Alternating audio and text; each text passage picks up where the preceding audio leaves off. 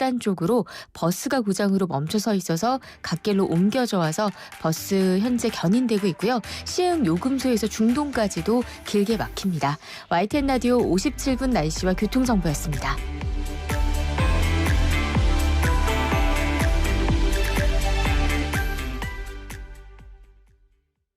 부자 되고 싶으시죠? 일한 거에 비해 돈을 많이 벌고 싶으시죠? 아니 근데 왜 그 방법을 알려주는 방송 안 들으세요? 지금까지 여러분이 알던 경제 뉴스의 틀을 확 깨드립니다. 매일 아침 9시 조태현의 생생경제. Stay tuned. Don't go anywhere. FM 94.5MHz YTN 뉴스 FM입니다. HLQV. All about news. YTN News FM. 한국의 뉴스 채널 YTN 뉴스 FM에서 5시를 알려드립니다.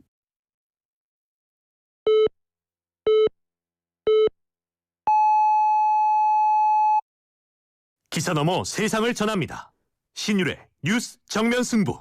지금 시작합니다.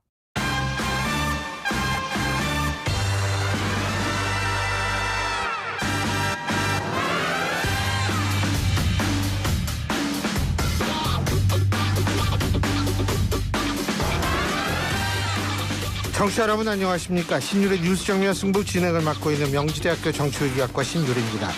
이 낮에도 밤에도 정말 너무 더워서 막 지치죠.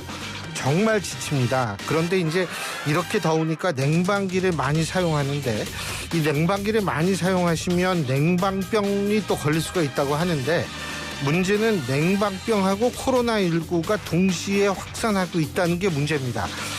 최근 2주일 새 아동 환자 수가 2,800 가까이로 급증한 것으로 나타났는데요. 특히 이제 초등학교 개학이 시작이 되면 코로나19 확산세 더 커질 수 있다는 우려가 나오고 있습니다. 정부는 기존에 운영하던 코로나 대책반을 확대 운영해서 유행을 통제할 방침이라고 하는데 요즘은 코로나에 감염돼도 무증상인 경우도 많다고 합니다. 이 건강관리 정말 각별한 주의가 필요하겠습니다. 우리가 몇 년 전만 하더라도 코로나19 때문에 얼마나 고생했습니까? 자, 우리가 이거를 생각하셔가지고 저도 오늘 지하철 타고 왔는데요. 이 지하철 타시는 분들 저 혼자 마스크 끼고 있었습니다. 근데 우리 청취자 여러분 본인의 건강을 위해서도 마스크 꼭 착용해 주시기 부탁드리겠습니다. 자, 오늘 저희가 준비한 소식 말씀드립니다. 오늘 2부에서는 김성태 자유한국당 전 원내대표 연결해서 여러 가지 현안에 대한 입장 들어보고요. 3부에서는 더불어민주당 김민석 최고위원 후보를 직접 모시고 당내 현안에 대한 입장 들어보겠습니다. 4부에서는 여의도 청년정치 이승환 전 대통령 희생정관, 더불어민주당 박성민 전 최고위원 두 분과 함께하죠. 8월 14일 수요일 신율의 뉴스 정면 승부 지금부터 시작합니다.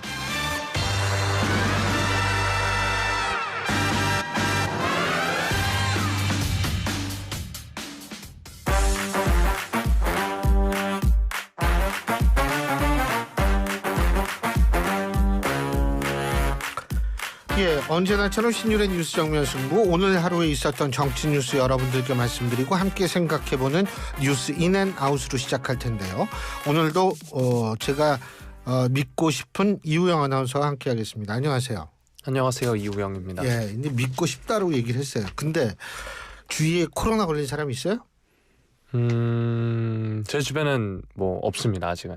없어요? 네. 없는 건지 아니면 있어도 모르는 건지 그거 요새 모른다고 그러더라고. 없다고 믿고 싶은 약간 그런 느낌. 코로나 걸린 적 있어요? 저는 오미크론이 한창 유행할 때 걸렸습니다. 오미크론. 네. 요새도 오미크론인지 그건 제가 잘 모르겠는데 어쨌든 요새는 진짜 무증상으로 지나가시는 분들도 있다고 하는데 어쨌든 근데 그 좀 사람 많은 데 가면 사실 마스크 쓰고 이렇게 해줘야 되거든요, 서로. 네. 근데 오늘도 지하철 탔는데 저 혼자 마스크 썼어요. 예. 생각해보세요. 이 양복 입고 마스크 쓰면 얼마나 더운지 아세요? 근데도 저밖에 없더라고. 예. 왜 이렇게 빤히 쳐다봐요, 근데? 너무 안 쳐다보길래요. 제가 매일 모니터링 하는데 교수님 너무 안 보길래. 아니 지금은 쳐다보는 게 아니라 째려보는데. 아니요. 째려보는 거 어떻게 하는지 보여드릴까요? 한번 보여줘요. 아니요, 괜찮습니다. 그래가지고 진짜 근데 요새 이렇게 더울 때 근데 이게요, 예방주사 그 백신 있잖아요. 백신 잘 안 맞는다는 얘기를 하시는 의사 선생님들도 계시더라고요. 제가 이제 알러지 때문에 정기적으로 종합병원에 가는데 요새 이게 백신을 맞아도 이게 확실하게 효과가 있을지 그거 잘 모르겠다고. 그렇다면 방법은 유일한 게 마스크밖에 없거든요. 좀 덥지만 다시 마스크 쓰는 게 제일 좋을 것 같다는 생각이 듭니다. 자, 여러분 방송에서 의견 있으신 분들 우문정 0945 샵 0945로 문자 보내주십시오. 짧은 문자 50원, 긴 문자 100원의 유료 문자임을 말씀을 드립니다. 여러분 문자 보내신 내용 제가 방송에서 최대한도로 반영하도록 하겠습니다. 자, 오늘 어떤 얘기부터 해보죠? 네. 광복회 쪼개진 광복절 관련 이야기 계속해서 전해드릴 텐데요. 예. 윤석열 대통령은 오늘 이 광복절을 하루 앞두고 청와대 영빈관으로 독립유공자 후손 100여 명을 초청을 했습니다. 이 자리에서 국민이 자유로운 나라를 꿈꿨던 독립 영웅의 희생과 헌신으로 나라를 되찾을 수 있었다라고 하면서 자유의 가치를 지키며 발전시켜온 선조들의 뜻을 절대 잊지 않고 자유, 평화, 번영의 대한민국을 건설하는 데 모든 힘을 쏟겠다 이렇게 말을 했습니다. 이어서 독립 영웅들께서 남겨주신 독립의 정신과 유산이 영원히 기억되고 유공자와 후손들이 합당한 예우를 누릴 수 있도록 최선을 다하겠다 말을 했는데요. 오늘 행사 제79주년 광복절을 앞두고 독립유공자 후손에게 존경과 예우를 표하기 위해 마련이 됐습니다. 그래서 광복절 계기로 한국을 방문 중인 해외 독립유공자 후손, 독립유공자 후손 장학생, 특별초청 인사, 순국선열 유족회 회원, 독립운동 관련 기념사업회 대표들이 참석을 했습니다. 특히 미국과 중국, 카자흐스탄에서 온 독립유공자 후손들을 윤 대통령이 직접 소개하기도 했는데요. 특별 초청 대상자로는 고 독립운동가 허석 선생의 5대 손이자 이번 파리올림픽에서 유도 국가대표로 은메달을 따낸 허미미 선수가 자리에서 눈길을 끌기도 했습니다. 또 백범 김구 선생의 손녀 사위인 김호연 빙그레 회장 등도 참석을 했고요. 이 밖에도 이동일 순국선열 유족회 회장, 명노승, 매헌, 윤봉길 기념사업회 이사장 등도 자리를 했습니다. 자, 이런 가운데 독립기념관장 인선 문제로 갈등을 빚고 있는 이종찬 광복 회장 행사의 초청은 대통령실이 했지만 불참 의사를 나타낸 것으로 전해졌고요. 이 회장은 계속해서 김형석 독립기념관장에 관해서 임명 철회를 요구하고 있는 상황입니다. 결국 이 광복절 행사가 이 독립기념관장 임명 논란으로 정부 주최와 독립운동단체 개최 기념식이 쪼개질 것으로 지금 보이고 있습니다. 광복회 등 독립운동단체들은 정부 경축식에 참석하지 않고 별도의 기념식을 개최하기로 했고요.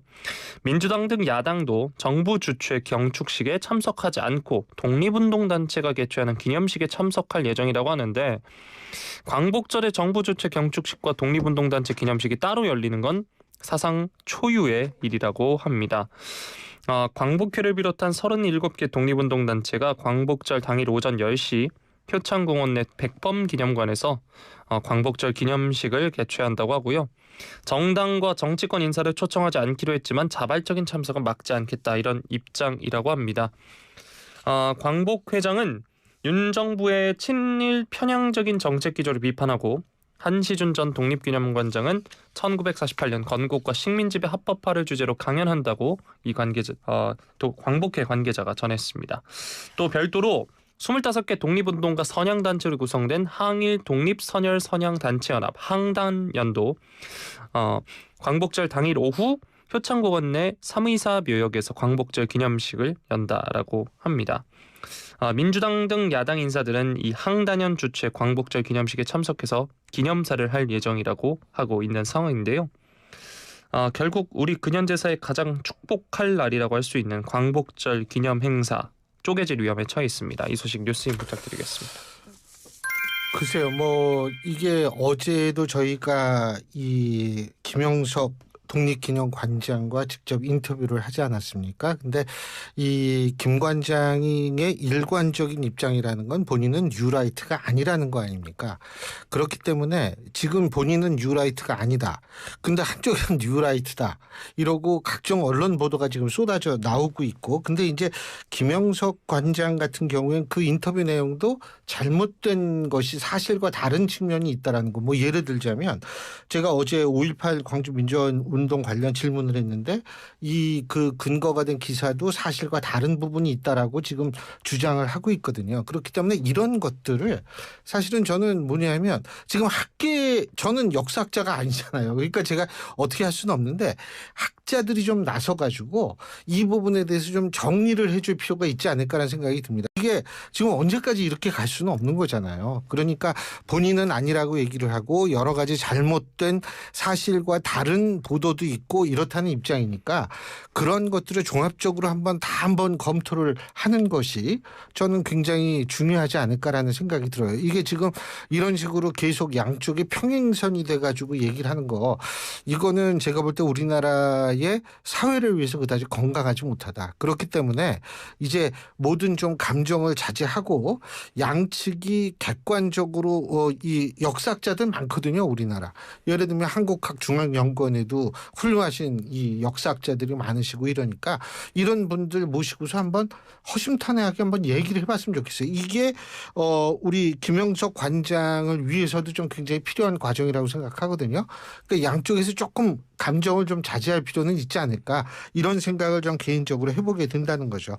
근데 뭐 내일까지 뭐 이게 그게 되겠어요. 근데 이제 내일 이후에 앞으로 이제 이게 어떻게 될 것인가 이런 것들을 좀 자세히 좀 깊이 생각하는 그런 계기가 됐으면 좋겠다는 생각입니다. 이게 그리고 역사를 보는 시각은 상당히 다를 수가 있어요.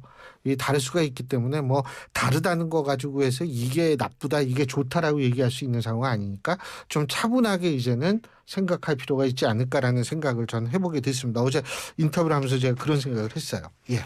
네, 다음 소식입니다. 일본 관련 소식인데요. 기시다 후미오 일본 총리가 오늘 오전 총리 관저에서 기자회견을 열었습니다. 자민당이 바뀌는 모습을 국민에게 보여야 한다라고 하면서 이제 집권 자민당 총재 선거에 불출마한다 이렇게 밝혔는데요. 이유와 관련해서는 정치의 불신 초래 사태에 분명히 책임져야 생각한다 이렇게 말을 했습니다. 기시다 총리가 지난해 연말 자민당 비자금 스캔들이 불거진 이후 내각 지지율이 퇴진 위기 수준인 10에서 20%대에 머물자 당 안팎에서 퇴진 압박을 받아온 바 있습니다. 이를 위한 첫걸음 본인이 물러나는 거다라고 이야기한 건데요. 자민당 파벌 비자금 스캔들과 관련해서는 정치개혁을 앞으로 전진시킨다는 생각을 가지고 선거 불출마라는 무거운 결단을 했다. 남은 것은 자민당 수장으로서 책임이다라고 강조를 했습니다. 총재 선거를 통해 선출된 새로운 리더를 한 병사로서 지지하겠다 이렇게 말을 했고요. 자신의 성과도 이야기했는데 견고한 미일 관계를 기초로 한 주요 7개국 히로시마 정상회의 개최, 나토 정상회의, 그리고 미국 캠프 데이비드 한미일 정상회의 출석 등을 통해 분단이 진행되는 국제사회에서 협력을 위한 국제적인 논의를 주도했다 이렇게 말을 했습니다. 아울러 차기 총재 선거에서 어떤 후보를 지지할지에 대한 질문도 받았는데 불출마를 표명한 인간이 이후에 이를 말씀드리는 것은 삼가야 한다라고 말을 했고요. 진정한 드림팀을 만들어달라면서 무엇보다 중요한 것은 국민의 공감을 얻을 수 있는 정치 실현이다라고 말을 했습니다. 내각제인 일본에서는 집권당의 총재가 총리가 되고요. 새 자민당 총재가 선출이 되면 기시다 총리는 이제 퇴임하게 되는데 기시다 총리가 지난 2021년 9월 20일 자민당 총재 선거에서 고노다로 디지털상 등을 제치고 당선이 된 바 있습니다. 100대 총리로 취임했고요. 총리 재임 기간은 오늘 기준으로 1046일인데 태평양 전쟁 이후 8번째로 긴 기간을 역임했다라고 합니다. 기시다 총리의 퇴임이 우리에겐 어떤 영향을 미칠 것이라고 보시나요? 글쎄요, 뭐 제가 볼 때 일단은 지금 차기 총리가 누가 될지는 우리가 뭐 섣불리 얘기할 수가 없는데 우리가 주목할 거는 일본도 정권 교체가 되고 미국도 정권 교체가 되고 다 양쪽이 다 정권 교체가 된다는 거예요. 그렇다면은 이게 어쨌든 자민당이 계속 할 텐데 무슨 정권 교체냐 그러는데 자민당 내에서도 굉장히 많은 파벌이 있거든요. 이건 우리나라식으로 얘기한다면 실제로 정당이 존재할 정도로 차이가 많은 이 파벌들이 여러 개가 존재하는데 이 파벌들이 어떠한 의미를 갖게 누가 되느냐에 따라서 한일 관계가 많이 달라질 수도 있고요. 거기에다가 이제 11월 달에 미국 대선이 있죠. 그러니까 이제 그런 부분을 사실은 굉장히 좀 우리로서는 눈여겨봐야 되는 것 아닌가 이런 생각이 듭니다. 그리고 특히 일본 같은 경우에 아까도 제가 말씀드렸지만 우리와의 역사 논쟁이 분명히 존재합니다. 역사 논쟁이 분명히 존재하는데 뭐 예를 들면은 일본의 그 식민지가 우리한테 경제의 성장을 줬다. 사실 이렇게 생각하는 사람 저는 많지 않다고 봐요. 많지 않다고 보고 그리고 그렇기 때문에 그 이외의 부분에 있어서는 좀 터놓고 토론을 해볼 필요가 있지 않느냐 이런 생각을 그래서 하게 되는데 아마 제가 볼 때에는 일본의 새로운 그 어떤 이 총리가 등장하게 되면 이 총리가 어떤 스탠스를 취할지 그것이 또 우리로서는 사실 중요한 과제다. 그래가지고 저는 사실 그런 생각이 들어요. 지금 어쨌든 안보실장은 이제 신원식 전 국방장관이 됐기 때문에 지금 외교안보 특보로 외교 특보를 만들지 않았습니까? 대통령 특별보좌관을 만들었기 때문에 이분이 그리고 실제로 조직도 준다고 그러더라고요. 그러니까 이분이 효율적으로 어떤 그런 것들을 좀 접근하는 방식을 가져야 되지 않을까 이런 생각이 들고 제가 알기로는 박철희 교수가 지금 주일대사로 갔을 겁니다 아마. 서울대 국제대학원 교수. 근데 박철희 교수는 굉장히 일본 정치에 정통한 사람이라서 제가 볼 때는 박철희 신임 대사도 제가 볼 때는 일본에 있어서의 어떤 이 정권 교체에 따른 어떤 그 변화에 대해서 잘 적응할 수 있는 인물이라고 생각하니까 우리로서는 좀 지켜보면 되지 않을까라는 생각을 합니다. 예. 네. 자, 다음 소식 살펴보도록 하겠습니다. 원하는 초등학생은 정규 수업이 끝난 이후에도 다양한 교육 프로그램을 이용할 수 있는 늘봄학교. 이제 다음 2학기부터는 전국 모든 초등학교 1학년생을 대상으로 확대 실시된다라고 하는데요. 2학기가 이제 곧 시작을 하는데 초등학교 1학년 약 28만 명이 돌봄 혜택을 받을 수 있을 것으로 보이고 있습니다. 교육부가 어제 관련 브리핑을 열어서 2024년 2학기 전국 초등학교 늘봄학교 도입 준비 상황을 발표했습니다. 1학기 전국 2,963개의 교회에 도입됐던 늘봄학교 2학기부터 전체 초등학교 6,185개 교와 초등학교 과정을 운영하는 특수학교 178개 교에서 운영된다라고 하는데 2학기 수요 조사를 했더니 전국 초1 학생 34만 8천 명 가운데 80%인 약 28만 명이 늘봄학교 참여를 희망을 했다고 합니다. 34만 명이요? 네. 야, 아니 옛날에는 우리가 100만 학도를 했다고요. 우리 대학 들어갈 때 한 학년이 100만인데 지금 3분의 1도 안 되네. 예? 그렇죠. 야, 이러면 대학이 다 없어지는데. 아니 무슨 문제가 아니에요 이게. 아니 지금 이게 34만 명이지 앞으로 12년 후면 대학 들어갔는데 12년 후에는 지금 있는 대학의 3분의 1도 필요 없어요. 이렇게 되면. 네. 네, 교육부는 학교별로 필요한 프로그램과 공간을 최대한 확보해서 희망자는 모두 늘봄학교에 참여할 수 있다라고 설명을 했고요. 특수학교는 물론 일반 학교에 재학 중인 장애 학생도 늘봄학교에 참여할 수 있다고 합니다. 장애 학생들을 위한 예체능 활동이나 감각놀이, 요리, 가상현실 활용 체험교육 등도 프로그램이 제공이 된다라고 하고요. 교사의 늘봄 행정 업무 부담이 늘어나지 않도록 학교별 전담 인력을 배치했고 이달 9일 기준으로 9,104명이 2학기를 준비하고 있다라고 합니다. 교실은 1학년생이 안전하게 머무를 수 있도록 개선을 했는데 이번 달 9일 기준으로 6,485개 교실이 환경 개선을 완료했다고 하고요. 교사 연구실도 꾸려졌다라고 합니다. 정부가 이제 늘봄학교 범부처 지원본부를 통해서 27개 부처청이 562가지 늘봄 프로그램을 제공하고 8개 부처청이 연중 활용할 수 있는 6,414개의 공간을 제공한다고 합니다. 정부는 앞으로도 늘봄 학교 참여 대상을 계속해서 확대해 나갈 방침이라고 하는데요. 자, 이 늘봄 학교 결국 2학기부터는 전국 모든 초등학교로 확대된다 이런 소식입니다. 요즘 이 맞벌이는 사실 필수가 됐기 때문에 굉장히 많은 부모들께서 이제 반기는 소식이 아닐까 싶은데 이 소식 뉴스인 부탁드리겠습니다. 그거 봐요. 부모님들이 반긴다고? 예? 조부모님들이 반겨요. 조부모님들이. 예? 그러니까 이게 시각이 이렇게 다른 거야. 제 부모님을 말씀드린 겁니다. 아, 네. 결혼도 안 한 사람이. 저희 부모님, 결혼도 안 한 저희 사람이. 누나의 이제 조카, 저희 누나의 딸들, 제 조카들을 돌보고 있는 저희 엄마, 아빠, 어머니, 아버지께서. 아니 우리 우영 아나운서도 아이들 되게 좋아하는 것 같더라고. 제가요? 네. 네, 그럼요. 그렇죠. 네. 근데 나는 그 나이 때 아이를 그렇게 물론 내가 우리 아이들은 막 구박하고 막 이랬다는 건 아닌데 아이들을 사실 그때보다 지금이 훨씬 귀중하게 생각이 되는 거예요. 구박 많이 하셨다고 전에 저한테. 그랬어요. 네. 내가 야 이렇게 막 거짓말하고 이러면은요 우리 같이 방송 못해. 내일 좀 책임지고 어떻게 해보세요 우리 박재. 저도 이렇게 거짓말 하시는 분과 야, 난 더 이상 못하겠어. 그래서 진짜 요새 나이가 이렇게 더 드니까 애들이 그렇게 귀중하게 느껴져요. 예, 진짜 꼬마들 보면 진짜 귀중.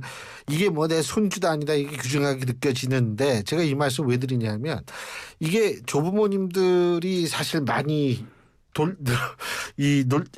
돌봄 학교를 늘봄 학교를 한 거나 마찬가지거든요. 근데 이렇게 되면은 그게 굉장히 부담을 덜어주고 또 하나는 뭐냐면 아까 그 맞벌이 말씀하셨는데 이런 것들이 사실 뭐냐면 여성의 사회적 진출에 가장 중요한 기반을 제공해 주는 거거든요. 그래서 제가 볼 때는 그런 측면에서 이게 굉장히 활성화가 시급하다. 여성의 사회활동, 사회적 지위 반드시 뭐 금전적인 문제 때문에 남녀가 뭐 같이 뭘 한다, 돈 맞벌이 한다 이런 걸 떠나가지고 그런 게 있고요. 또 하나는 뭐냐면 이런 게 활성화가 되면 될수록 사교육 좀 비가 조금 좀 덜 할 수가 있죠. 이게 사교육비가 초등학교 때부터 너무 많이 들어가고 제가 근데 이게 참 나이 든 사람으로서 우리 젊은 부모님들한테 충고드릴 게 하나 있는 게 자 여러분들 그 뭐 요새 초등학교 때 의대 준비반 뭐 이런 게 있다며요. 예? 근데요 초등학교 때 의대 준비한다고 해서 그 학생들이 전부 의대 가는 게 아니거든요. 너무 일찍 그렇게 준비시키고 이러는 거는 저는 좀 아니라고 생각해요. 초등학교 때부터 의대 준비를 해가지고 그 의대를 간다? 전 그거는 좀 아니라고 생각하고요. 그리고 뭐 사실 그 뭐 영어 유치원 보내고 이런 부모님들도 있는데 물론 그 열성인 거는 좋지만 영어 유치원 보낸다고 영어 잘하는 건 아닙니다 나중에. 그래서 제가 볼 때에는 이런 늘봄 학교를 좀 더 활성화시켜가지고 사교육비를 완화시킨과 동시에 사교육에 의해서 발생할 수 있는 학생들에 있어서의 교육적 격차도 줄이는 역할을 좀 했으면 좋겠다라는 그런 바람이 들고요. 저는 솔직히 저거는 좀 걱정이 돼요. 아까도 얘기했지만 3분의 1이 줄게 생겼잖아요. 예? 대학이 야 어떻게 34만밖에 안 되나? 저는 그것도 좀 걱정이 돼요. 근데 이게 대학을 지금부터 어떻게 좀 구조조정을 해야 될 텐데 이게 솔직한 얘기로 좀 그래요. 예. 끝났어요. 네. 자 다음 소식 살펴보도록 하겠습니다. 교수님이 참 좋아하는 삼겹살 관련 이야기인데요. 제주에서 최근에 이제 비계 삼겹살을 판매해서 논란이 된 바 있는데 이번에는 수입산이나 타 지역의 돼지고기를 제주산으로 둔갑시켜 판매한 제주 음식점들이 적발이 됐다는 소식입니다. 국립농산물품질관리원 제주지원이 도내 주요 관광지와 유명 음식점, 축산물 유통업체를 대상으로 지난달 22일부터 이번 달 9일까지 농식품 부정유통 일제 단속을 실시했다고 하는데 이 가운데 업체 12곳과 품목 14건이 위반됐다는 점을 적발했다고 밝혔습니다. 특히 모 음식점은 미국산 목전지 부위와 스페인산 삼겹살을 조리 판매하면서 돼지고기 원산지를 제주산으로 거짓했다라고 하고요. B 음식점의 경우에는 다른 시도산 돼지고기를 제주산으로 거짓 표시에 조리해서 판매한 것으로 드러났습니다. 이와 관련해 이제 이 품질관리원은 수사가 진행되고 있다라고 이야기했고요. 원산지를 표시하지 않거나 표시 방법을 위반한 업체, 축산물 이력제를 거짓 표시한 유통업체 등 8곳에 대해서는 모두 300만 원의 과태료가 부과됐다고 합니다. 사실 이 제주에서 이전에 비계 삼겹살을 판매해서도 논란이 된 바 있었는데 물론 저도 이제 스페인산 돼지고기 굉장히 좋아합니다. 이베리코 아니에요? 네. 그걸 맞죠? 근데 아마 들어온 게 이베리코는 아니었을 수도 있고요. 지금 그 부분은 확인되지 않았는데 문제는 이제 원산지를 바꿔치기 했다는 점입니다. 이 소식 어떻게 들으셨나요? 원산지 바꿔치기 하면 안 되죠. 안 되는데 이거를 사실 이게 지금 단속을 나가서 이게 밝혀진 거 아니에요. 아니 우리 무영 아나운서는 이 돼지고기 먹으면 딱 먹으면 이거는 프랑스산인데 뭐 이런 거 구분할 수 있어요? 먹으면 그 나라 말이 튀어나옵니다. 프랑스산 뭐 울랄라. 그러고 이 중국산 돼지고기 보면 칠러 팔러마 이렇게 되고. 아쉽게 아직 중국산은 돼지고기는 먹어본 적이 없고요. 네, 그 김치를 가끔씩 이제. 김치를 먹으면 그 나라 많이 나와요. 근데 이게 사실 일반 사람은 그거는 잘 모르는데 이게 우리가 특정산 돼지고기를 먹으러 갔는데 알고 보니까 그 돼지고기가 다른 데 산이다. 사실 이거는 속은 거니까 이거는 단속하는 건 당연한데 이게 진짜 그거는 잘 모르겠어요. 근데 이 제주도 이게 전국 이 제주도 내죠. 예? 제주도 내에서 파는 거죠. 그럼 당연히 뭐 제주도에서는 이 흑돼지를 먹을 거라고 생각을 했는데 그게 아니면 굉장히 배신감은 들겠죠. 그리고 사실 이게 그러니까 이 수입산이 더 싼가 보죠. 그렇겠죠. 근데 이게 스페인 이베리코는 더 비싼데 좀. 스페인에서 이베리코가 가장 비싼 품종이고 다른 품종을 갖고 오는 모양이구나. 네. 근데 어쨌든 이 속이면 안 되죠. 속이면 안 되고 그 제주도가 특히 이제 좀 관광지를 더욱더 사랑받기 위해서는 제가 볼 때는 이런 거를 좀 잘 단속을 많이 해줘야 될 것 같아요. 근데 우리가 제주도가 관광지와 관련해서 심심치 않게 좀 안 좋은 소식들이 가끔 들어오잖아요. 제가 최근에도 다녀왔지만 솔직히 너무 비쌉니다. 일본보다 비싸다며요? 일본을 제가 안 가봐서 모르겠습니다. 최근에 안 가봤어요. 근데 비싸기는 엄청 네, 솔직히 뭐가 제일 비싸요? 숙박비가 비싼가? 식비가 비싸요? 뭐가 비싸요? 그럼 전반적으로 한라산 소주가 비싼 거예요? 그거는 뭐 값을 하는 것 같습니다. 근데 저는 사실은 소주하면 어디 가나 다 똑같겠죠. 근데 식비가 그렇게 비싸구나.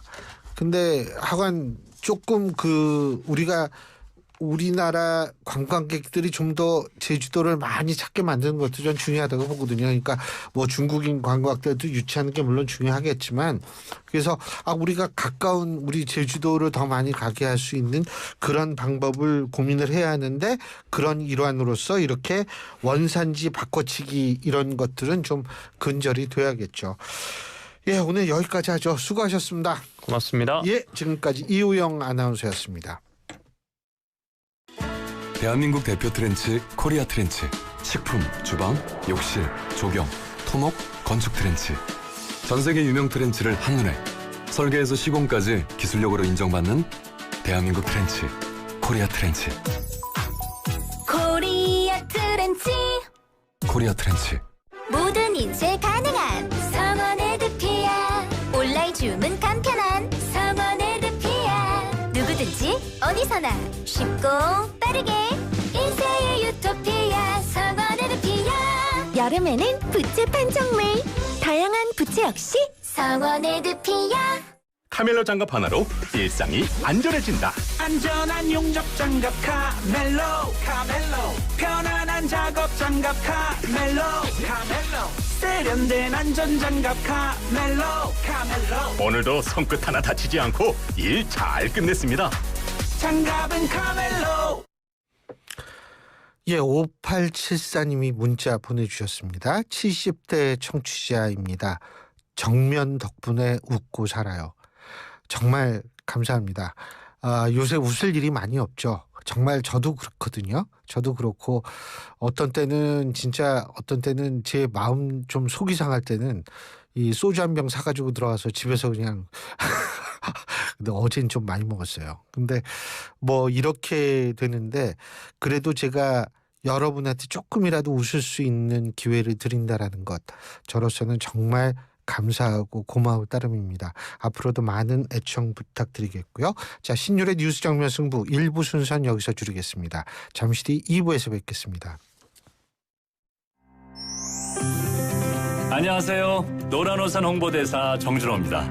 안녕하세요. 노란우산 홍보대사 남보라입니다. 보라씨, 사장님들이 노란우산을 쓰는 이유 아세요? 꿈을 쓰는 것과 노란우산을 쓰는 게 같아서 아닐까요? 네, 맞아요. 그래서 노란우산은 연 최대 500만 원 소득공제, 연복리 효과로 퇴직금 역할은 물론 공제금 압류 금지와 경영 세무 상담으로 사장님의 소중한 꿈을 응원하고 있습니다. 대한민국 사장님은 꼭 가입하셔야 할 사장님 지원 플랫폼 노란우산. 잘 쓰세요. 한국수력 원자력이 만드는 새로운 에너지 세상. 어디까지 왔을까? 새로운 에너지 세상, 미래의 에너지 만드는 한수원. 어디까지 왔을까? 행복한 에너지 세상, 행복한 일상을 만드는 한수원. 새로운 에너지 세상, 원자력 에너지 세계. 세계를 넘어 새로운 세상으로. 새로운 에너지 세상, 원자력 에너지 세계. 한국수력 원자력과 함께. 이 캠페인은 새로운 에너지 세상을 만들어가는 한국수력 원자력과 함께합니다.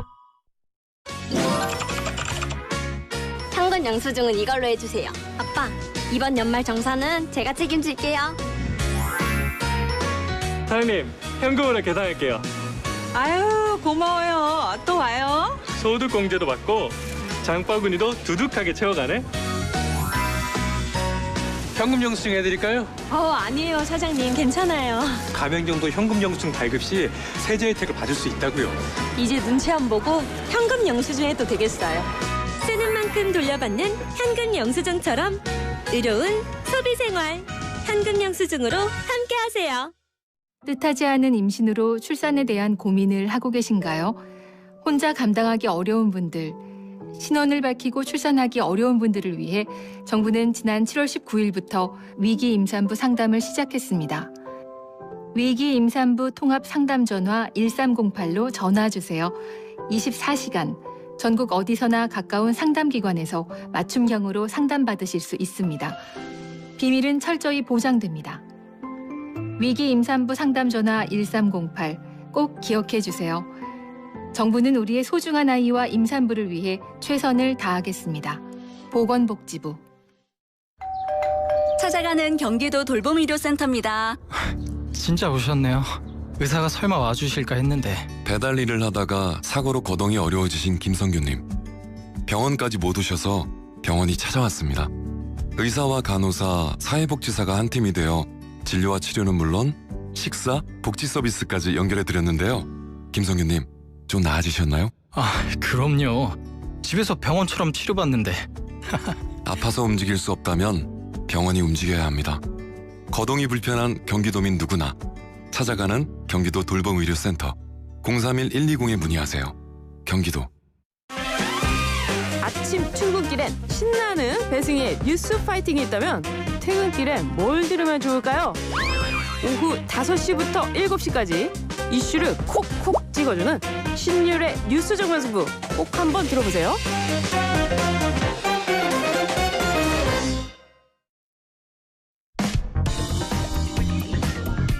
진실을 파헤칩니다. 진짜 뉴스와의 정면 승부. 신율의 뉴스 정면 승부.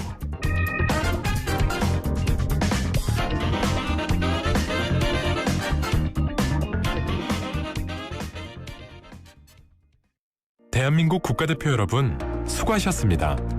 파리올림픽을 준비하며 매일 밤낮으로 흘린 땀방울을 베스트 슬립은 알고 있습니다.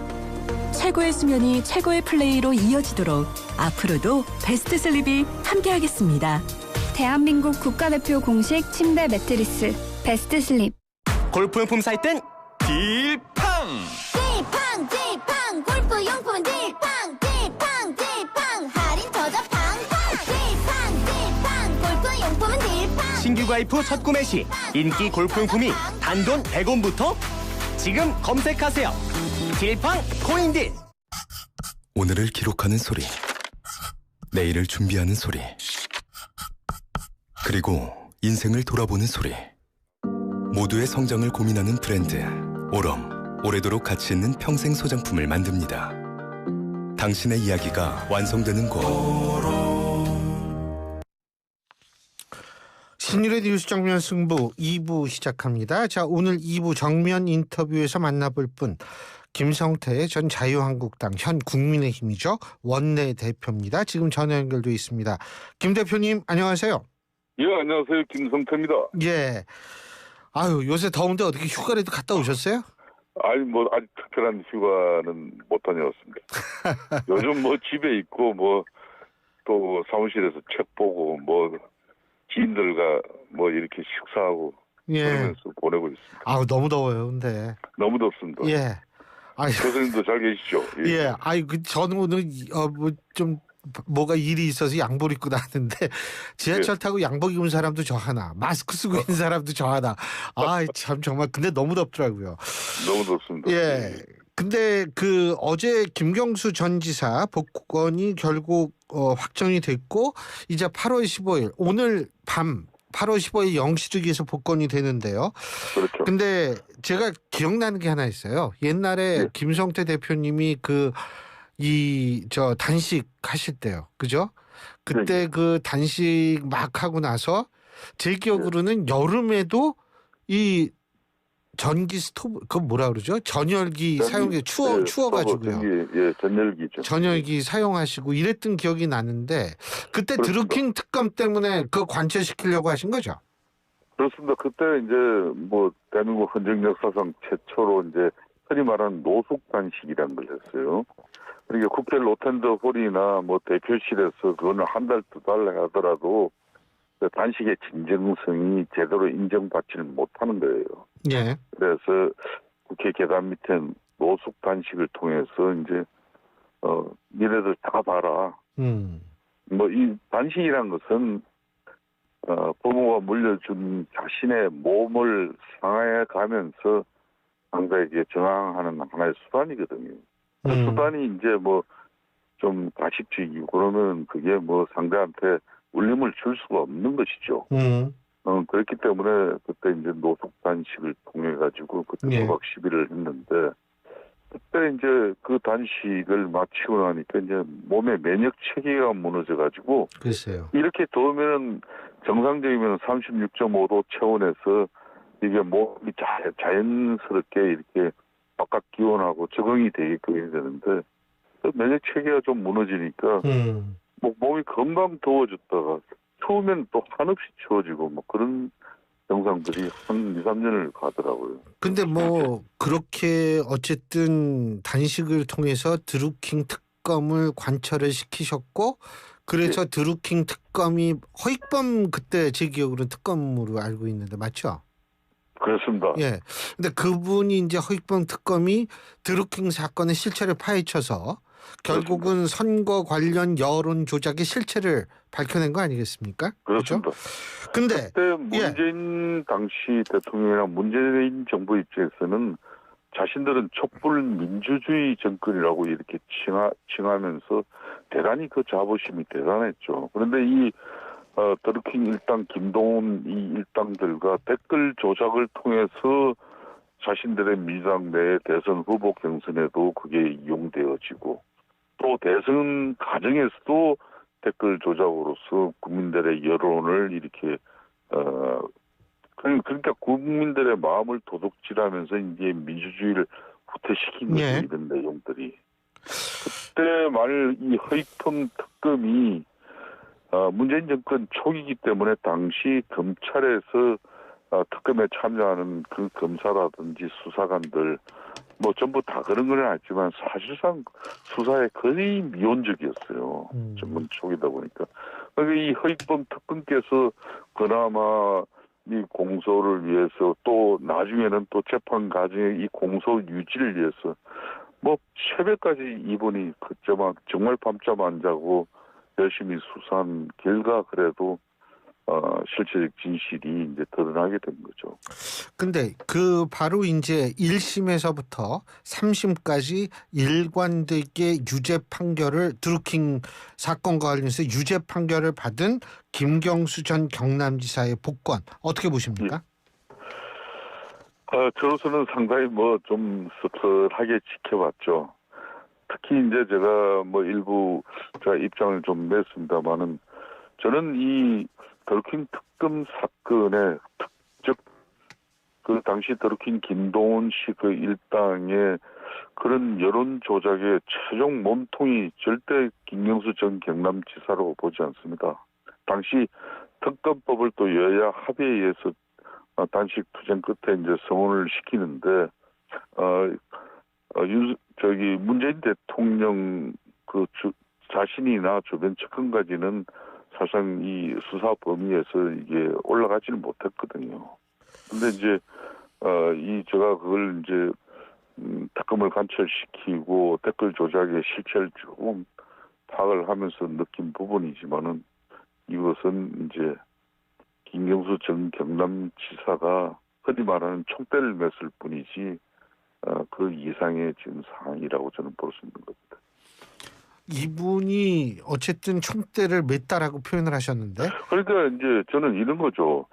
문재인 전 대통령께서 이 댓글 조작 사건에 대해서 뒤늦었지만은 그건 대단히 잘못된 일이다. 앞으로 절대 그런 일이 발생해서는 안 된다. 이렇게 대국민 사과가 있어야 되는 것인데 그 사과란 것은 전혀 있지를 못했죠. 흔히 말하는 김경수 전 경남지사는 문재인 대통령의 복심이고 후계자라고까지 일컬어졌지 않습니까? 사실상 2021년 12월 달에 문재인 대통령 재임 기간 중에 마지막 사면 복권을 당시 문재인 대통령은 할 수 있었어요. 예. 그때도 이 보수 우파 진영에서는 MB 그러니까 이명박 전 대통령과 김경수 전 경남지사 이런 분들이 같이 동시에 사면 복권될 것이라는 많은 언론 보도도 있고 실질적으로 국민 여론들도 그렇게 그만큼 알고 있었죠. 그런데도 불구하고 당시 문재인 대통령 끝까지 자신은 도도하게 고고하게 이 사면 복권에 전혀 손을 대지 않고 대통령 임기를 마치셨죠.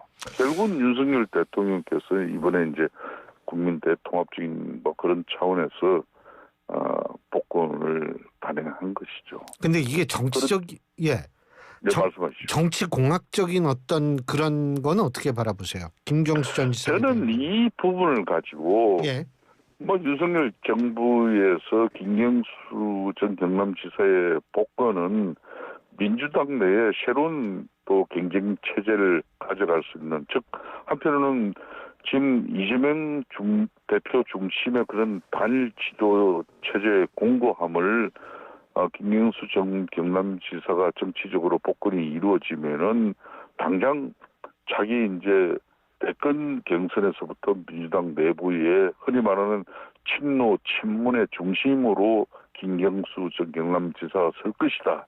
그렇기 때문에 그걸 노리고 된 것이다.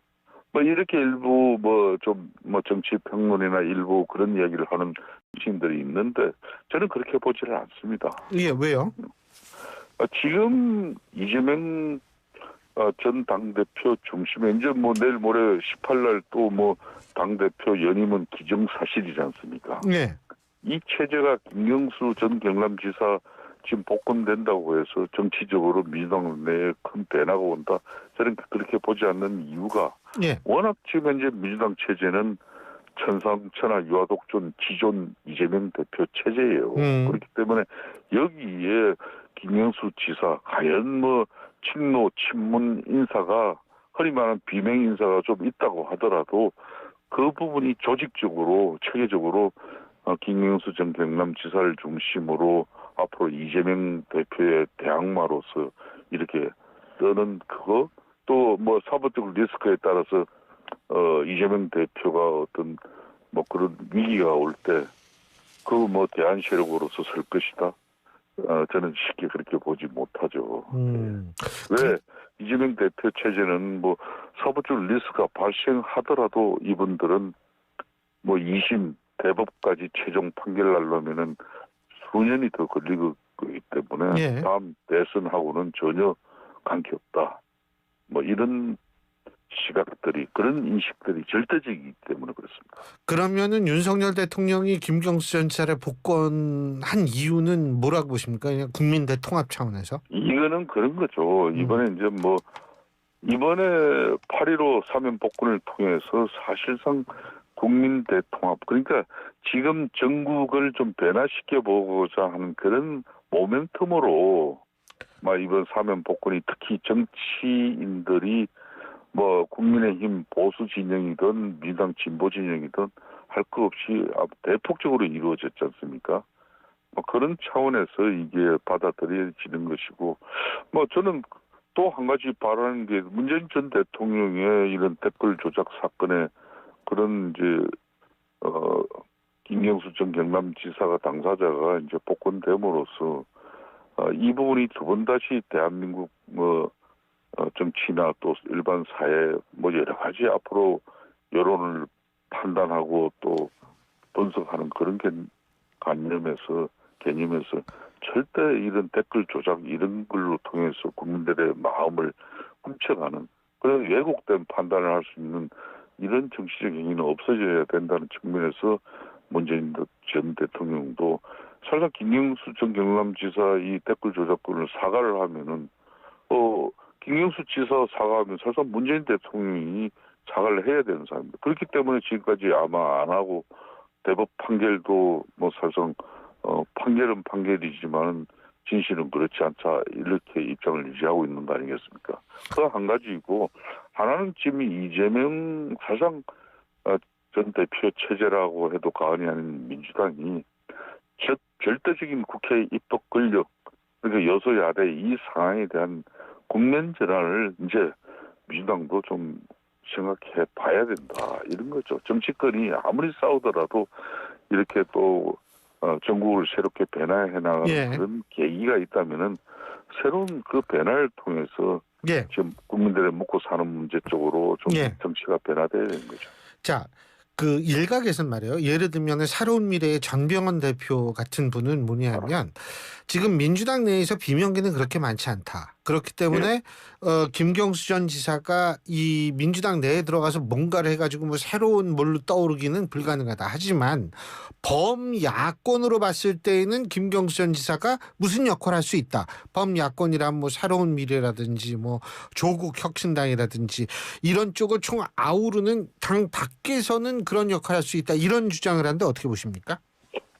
그렇게 해서 좀 달라진 야권의 모습에 그 모멘텀이 김경수 전 경남지사를 통해서 다시 실종된 정치가 복원이 되고 대화 타협을 통해서 여야 간에 이렇게 전국을 변화시켜 나가는 그런 정치의 모습이 만들어지고 그 중심에 김경수 경남지사가 있다면 대단히 바람직한 일이고 또 국민들에게도 좀 신선하게 보여질 수 있죠. 그렇지만은 지금 조국 신당이든 이런 당이 사실상 민주당 이재명 대표 체제에 이중대 역할을 하는 이 김경수 전 경남지사가 이제 흔히 말하는 비명 중심의 야권의 새로운 어떤 지금처럼 대립과 갈등 이렇게 안목으로서 여야 관계를 이렇게 가져가는 게 아니라 순기능으로서 이렇게 가는 그 중심에 김경수 경남지사가 되면 이건 아주 바람직한 모습이 되는 거죠. 근데 그건 쉽지 않을 겁니다. 왜 쉽지 않으세요? 않다고 보세요? 18 이재명 대표 체제가 민주당 연임으로서 그대로 결정나는 것은 기정사실인데 이재명 대표의 지금 현재 전국에 대한 인식 변화나 또 해치 정국을 통해서 민생 경제를 돌보는 그런 대통령하고의 좀 관계 설정 이런 게 그렇게 쉬워 보지는 않아요. 제가 볼 때는. 그러니까 결국은 그렇기 때문에 변화가 없다 이렇게 보는 거죠. 결국은 첫째 김경수 전 지사가 민주당 바깥에서 범야권을 아우르는 민주당을 제외한 다른 야권을 아우르는 역할을 할 가능성이 크지 않다고 보시는 겁니까? 그러면? 그렇습니다. 아직까지는 이제 김경수 전 경남지사의 그런 정치 체급이 이재명 대표하고 이렇게 맞설 수 있는 그런 체급으로 이렇게 당내 기반이 공고하게 인적 구성이라든지 또 그런 정치적 그런 역량이 이렇게 좀 이렇게 축적되어 있는 그런 상황이 아니거든요. 어떻게 보면은 지금 완벽한 이재명 대표 체제, 이 민주당 체제에 어떻게 헤비고 들어가가지고 김경수 전 경남지사 중심으로 친노 인사, 친문 인사 이런 분들을 다 규합해가지고 이재명 대표 중심에 그냥 일방통행식 전 거대 입법 권력 지금 이제 이 전행에 대해서 이러면 안 된다. 그런 정치적 입장과 몫을 내면서 각을 세우고 예. 국민들로부터 새로운 뭐 야당의 어떤 그런 모습 여기까지 기대하기는 요원하다는 거죠. 제가 체급을 높이려면 어떻게 해야 돼요? 그러면 뭐 김성태 원내대표께서 뭐 오래 정치를 하셨으니까. 예, 이재명 대표 중심에 지금 제1야당 민주당의 모습을 바꿔 나가는 거죠. 과거 여보세요? 대통령의 DJ 정치식으로 예. 예약안에 그때는 뭐 정말 홍보 때로는 뭐 저 대표님 대화 타협을 전화가 자꾸 끊겨요. 여기 중간에 자꾸 끊기는데 아니 김경수 전 지사가 체급을 높이려면 어떻게 본인은 어떻게 해야 된다고 보세요? 여보세요? 대화 타협을 중시하면서도 때로는 자신의 몸을 던져서 민주당이 이렇게 가서는 안 된다는 그런 뭐 좀 결기를 보여나가는 그런 어떤 정치력. 그러려면 정치적 기반도 있어야 되는 거 자신이 그걸 던질 수 있는 그런 이제 여러 가지 이제 정치력을 보여야 됩니다. 지금 더불어민주당 장경태 의원 같은 경우에는 지명직 최고위원으로 김경수 전 지사를 또 가능하다 이런 얘기를 한 모양인데 만일 지명직 최고위원 이 오퍼가 간다면 김경수 전 지사가 이걸 받을 거라고 보세요? 아니 그런 이제 오퍼를 이재명 대표가 만일 18일 당대표가 되고 난 이후에 실질적으로 김경수 전 경남지사에 제안한다 그러면은 정말 이재명 대표 입장에서는 뭐 참 이 배심도 있고 배려 포용심 이런 거 대단히 크게 비춰질 수 있는 그런 뭐 정치력을 보이는 그런 이거는 이재명 대표 입장에서는 절대 손해 보는 장사가 아니죠. 근데 김경수 전 지사 김경수 전 경남지사가 수할 것이냐 말 것이냐. 어떻게 보세요? 저는 그런 거는 좀 김경수 경남지사 입장에서는 심사숙고해야 되죠. 보다 정치 경험이 풍부한 그런 지금 현재 김행계 이런 선배 인사 정치인들이 많거든요. 심지어 지난 4월 공천을 앞두고 민당을 탈당한 그런 민당의 그런 비명계 선배들이 많이 있죠. 그런 분들 도움을 받아서 판단을 하는 게 좋겠죠. 그러니까 딴 사람과 상의를 해가지고 받을지 말지를 결정해야 된다 이 말씀이시군요. 그렇죠. 이재명 대표 입장에서는 만일 이재명 대표 입장에서부터 이미 최고위원을 받아준다면은 정말 땡큐죠. 그렇죠. 근데 그 대신 경남지사 김경수 지사는 그럴 때면은 이재명 체제의 최고위원 한 자리 묶고 떨어지는 그런 다수가 되는 거죠. 쉽게 말하면. 알겠습니다. 내일 이제 광복절이잖아요. 그죠? 네. 근데 이게 광복절이 지금 광복회에서는 광복절 기념행사 참석하지 않겠다 이렇게 나오는데 지금 이 상황을 어떻게 돌파해야 된다고 보십니까? 김성태 저는 이게 8.15 광복절은 대한민국 이제 국경일 중에서 제일 큰 국경일 중에 하나지 않습니까? 그래서 대한광복회는 이 광복절 행사의 주최자입니다.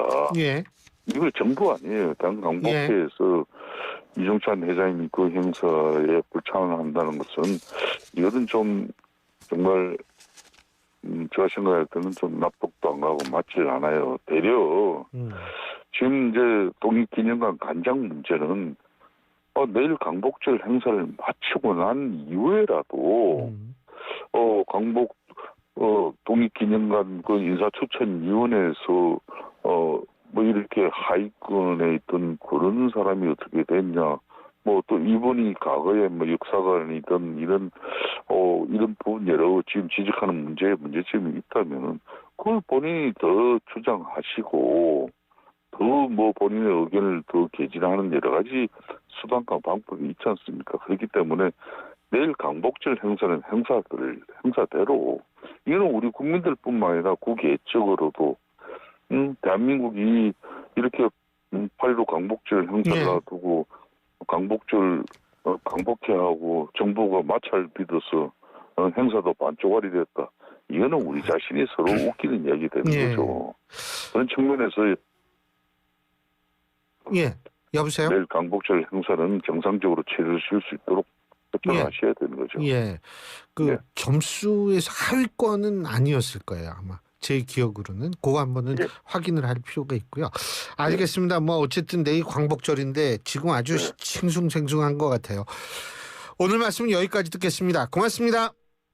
감사합니다. 지금까지 국민의힘 전신이죠. 자유한국당의 김성태 전 원내대표였습니다. 리틀 약사의 이름을 걸고 더더 깐깐하게 더더 꼼꼼하게 비타민 미네랄 다 리틀스 더더 깐깐하게 더더 꼼꼼하게 오메가 유산균 다 리틀스 유튜버 리틀 약사의 배합 노하우를 담았다.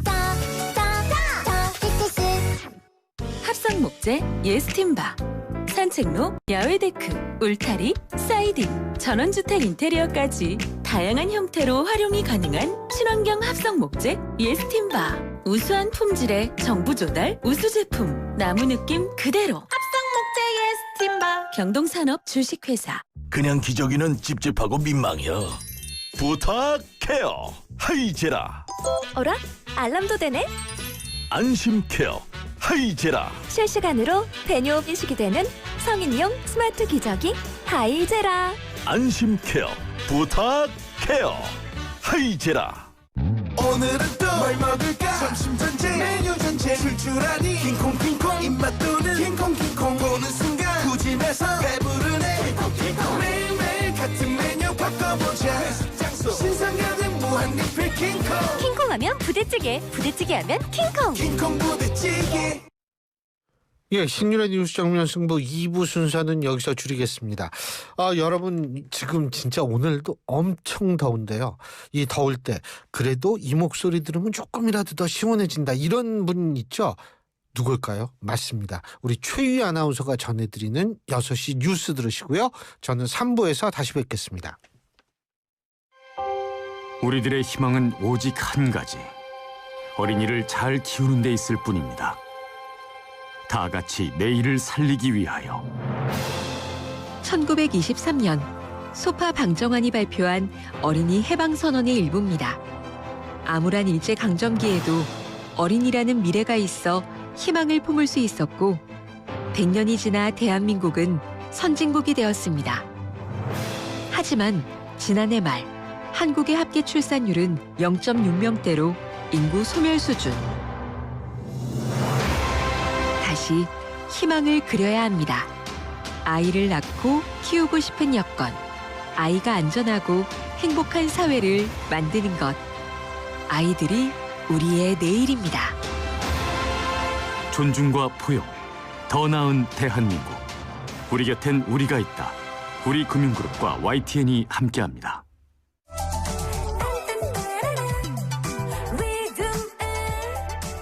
안녕하세요. 가수 솔비입니다. 더위 피해 휴가 떠나는 분들 많으시죠? 즐거운 여행길 되시라고 휴가철 안전운전 수칙 알려드릴게요.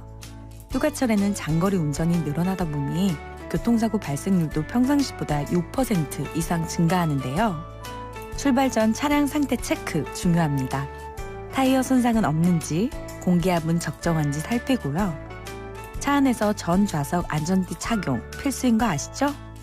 장거리 운전에 필요하다면 휴게소나 졸음쉼터에서 쉬어가시는 것도 잊지 마시고요.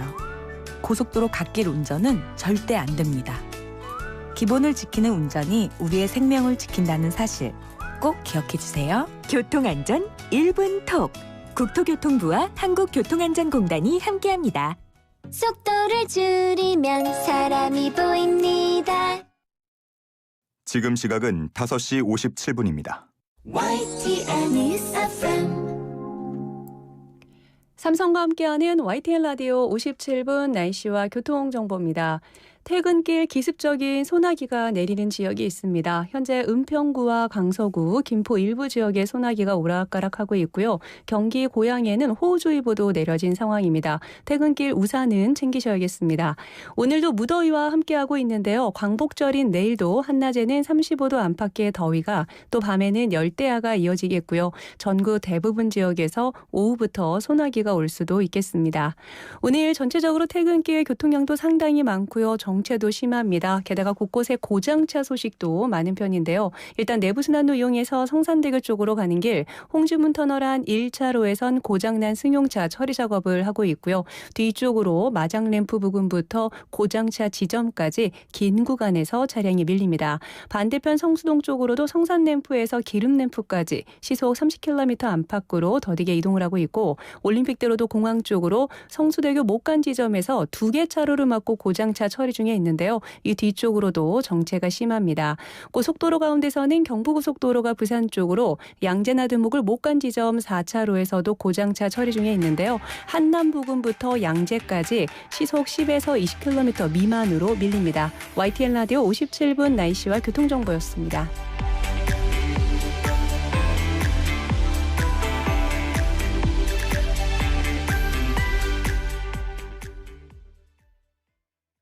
오늘은 저 강남과 함께 멋진 우리 이웃들 한번 만나볼까요? 바쁘니까 부지런히 해야죠. 월급날이 제일 기뻐요. 한국의 흥에 반해서 트로트 가수가 됐습니다. 다 함께 내일을 만들어가는 다문화, 이주 배경, 이웃들. 우리는 모두 우리입니다. 공익광고협의회.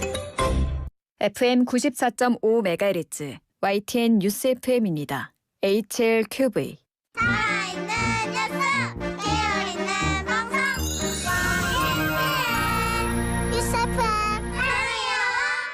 한국의 뉴스 채널 YTN 뉴스 FM에서 6시를 알려드립니다.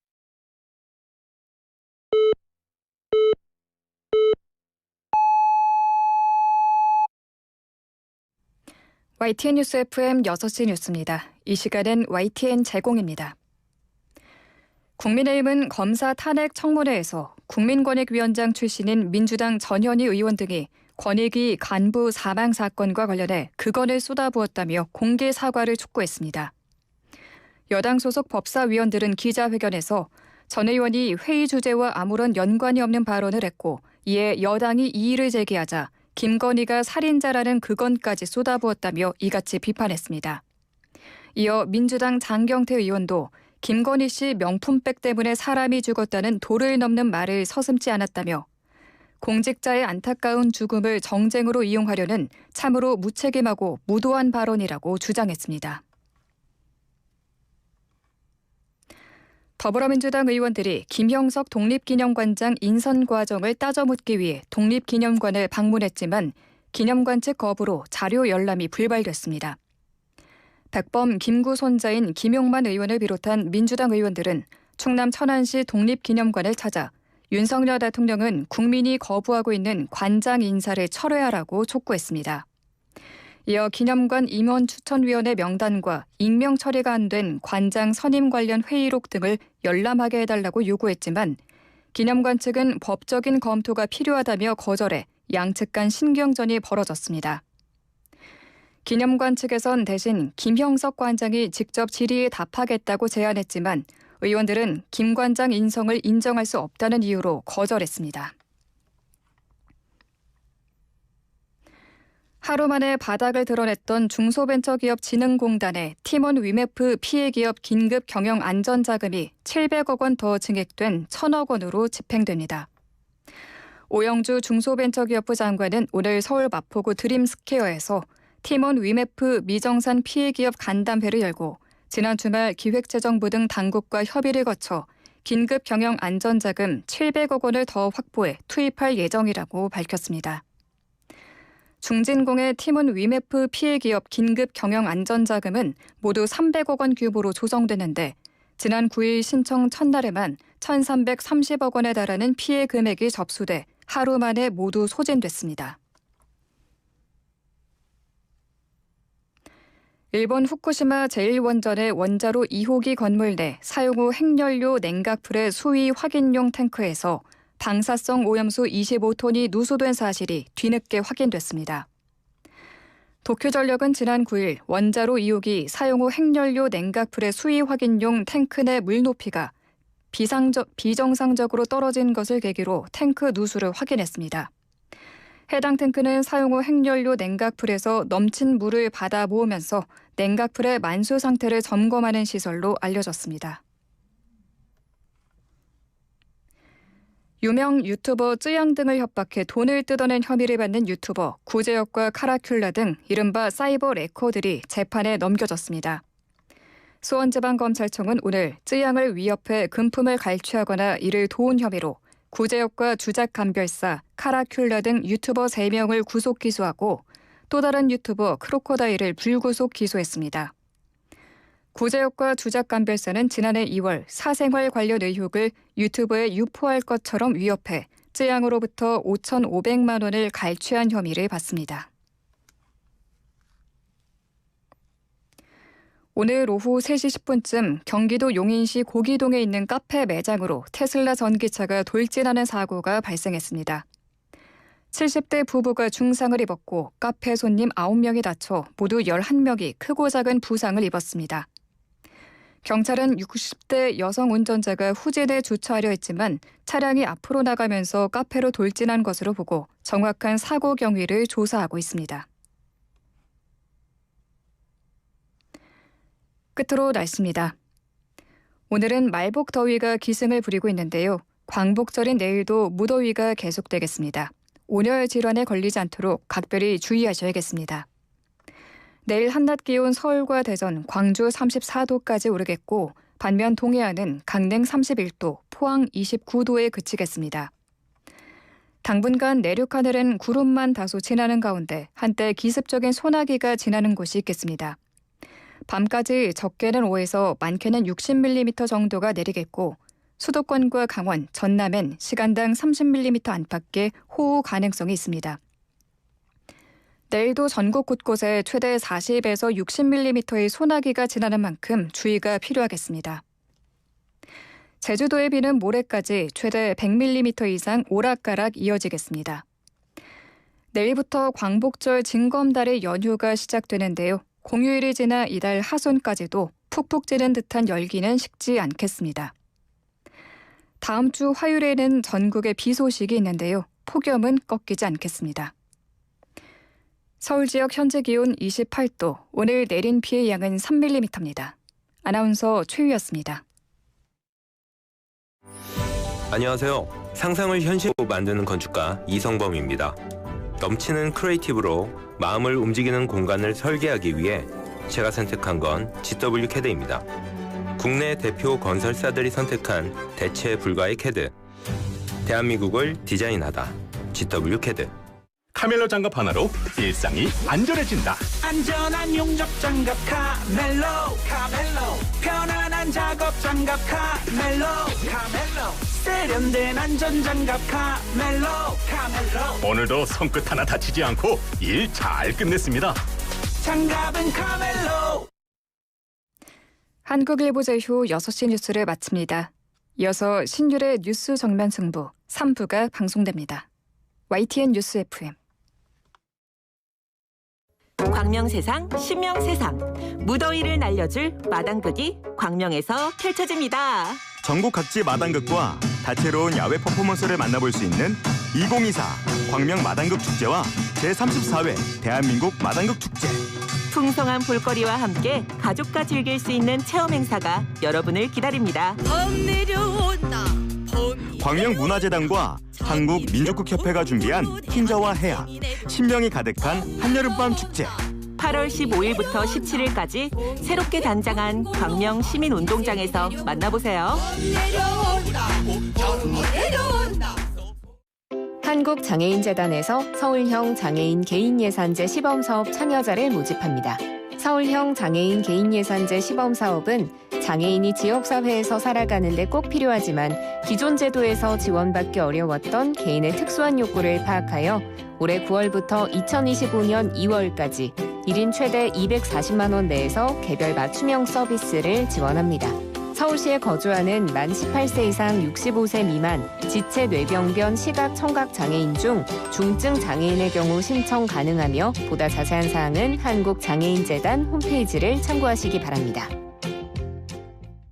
반갑습니다. 경기도의회 의장 김진경입니다. 제11대 경기도의회가 후반기 새로운 여정을 시작합니다.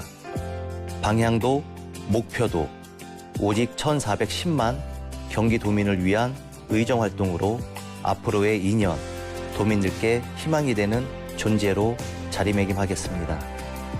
도민 여러분의 목소리를 들려주십시오.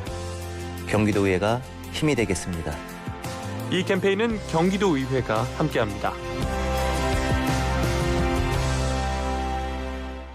제주 삼다수와 함께하는 YTN 캠페인 생명의 근원 물. 고대 이집트인들은 모든 생명이 물로부터 만들어졌다고 믿었습니다. 그러기에 나일강의 신으로 불리는 하피는 매우 숭배됐죠. 그가 만들어낸 물은 사막의 오아시스를 채우고 푸른 초원을 만들고 하늘의 이슬을 내렸다고 전해집니다. 문명의 시작이자 생명의 젖줄이었던 물. 고대 이집트인들에게서 오늘날 물에 대한 소중한 가치를 다시 한번 일깨워 봅니다. 이 캠페인은 우리가 믿는 물, 제주 삼다수와 YTN 라디오가 함께합니다. 엄마, SNS에 올린 영상을 친구들이 보고 자꾸 놀려요. 그럼 지우면 되지. 어릴 때 만든 계정이라 비밀번호를 잊어버려서 지울 수가 없어요. 어머, 그럼 어떡하지? 걱정하지 마세요. 지우개 서비스가 해결할게요. 지우개 서비스는 개인정보가 노출된 게시물을 스스로 삭제하지 못하는 아동 청소년을 위해 게시물 삭제를 지원하는 정부 서비스예요. 지금 개인정보 포털에서 신청할 수 있어요. 이 캠페인은 개인정보보호위원회와 한국인터넷진흥원이 함께합니다.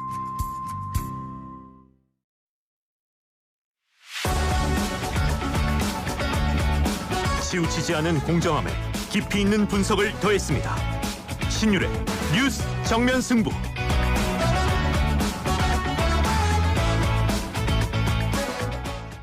크리네어 테크. 크리네어 테크 집중기. 주물 작업, 연마 작업, 페인트 작업. 분진가스, 냄새, 연기 작업장 분진.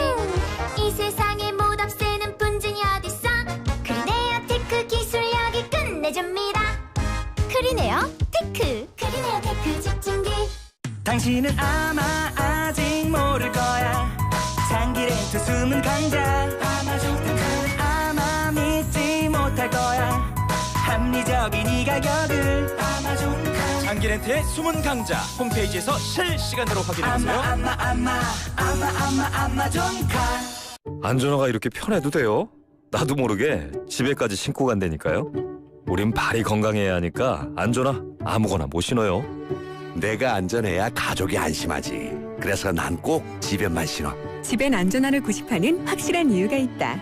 생각의 차이가 만드는 가치 집엔. 집엔 안전화. 모든 인쇄 가능한 성원에드피아. 온라인 주문 간편한 성원에드피아. 누구든지 어디서나 쉽고 빠르게 인쇄의 유토피아. 성원에드피아. 여름에는 부츠 판촉물. 다양한 부츠 역시 성원에드피아. 골프용품 사이트는 딜팡. 딜팡 골프용품은 딜팡 할인 터져 팡팡. 딜팡 골프용품은 딜팡. 신규 가입 후 첫 구매 시 인기 골프용품이 단돈 100원부터 지금 검색하세요. 딜팡 코인딘. 오늘은 또 뭘 먹을까? 점심 전쟁, 메뉴 전쟁. 출출하니 킹콩 입맛 도는 킹콩 보는 순간 구집에서 배부르네. 매일매일 같은 메뉴 바꿔보자. 회식 장소 신상가는 무한리필 킹콩 하면 부대찌개, 부대찌개 하면 킹콩 부대찌개.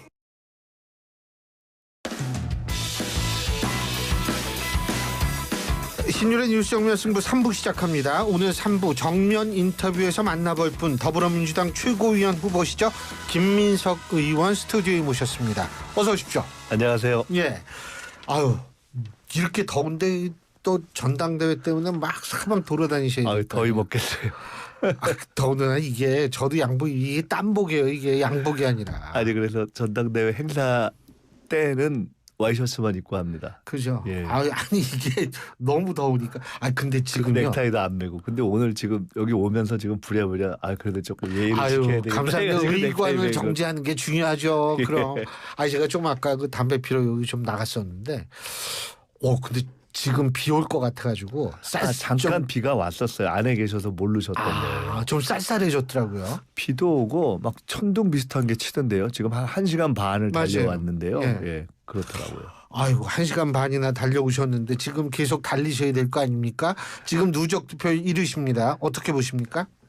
감사한 거죠. 뭐 그게 대략 당원들께서 이제 5명을 추리는 것은 좋아하는 사람들로 이렇게 추리시는 것 같고 그다음에 이제 1등을 누구 만들어주느냐 이거는 전체적인 당의 운영을 생각하셔서 일종의 전략적 판단을 하시는 것 같습니다. 안정적인 지도부를 만들자 뭐 이런 판단을 하시는 것 같습니다. 예, 죄송한 얘기지만 뭐 정봉주 전 의원 같은 분 명팔이 발언하시고 근데 그게 이제 언론이 왜곡했다라는 입장을 갖고 계시는 것 같은데 어떻게 보십니까?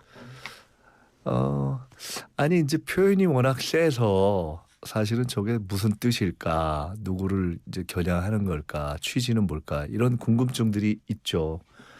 근데 이제 그것이 또 딱 또 명료하게 또 말씀은 잘 안 하시고 그래서 아마 그래서 당원들이 생각 이상으로 지금 좀 반응이 큰 것 같습니다. 그래서 근데 뭐 전당대회에 일정 부분 영향을 미칠 수 있다고 보세요?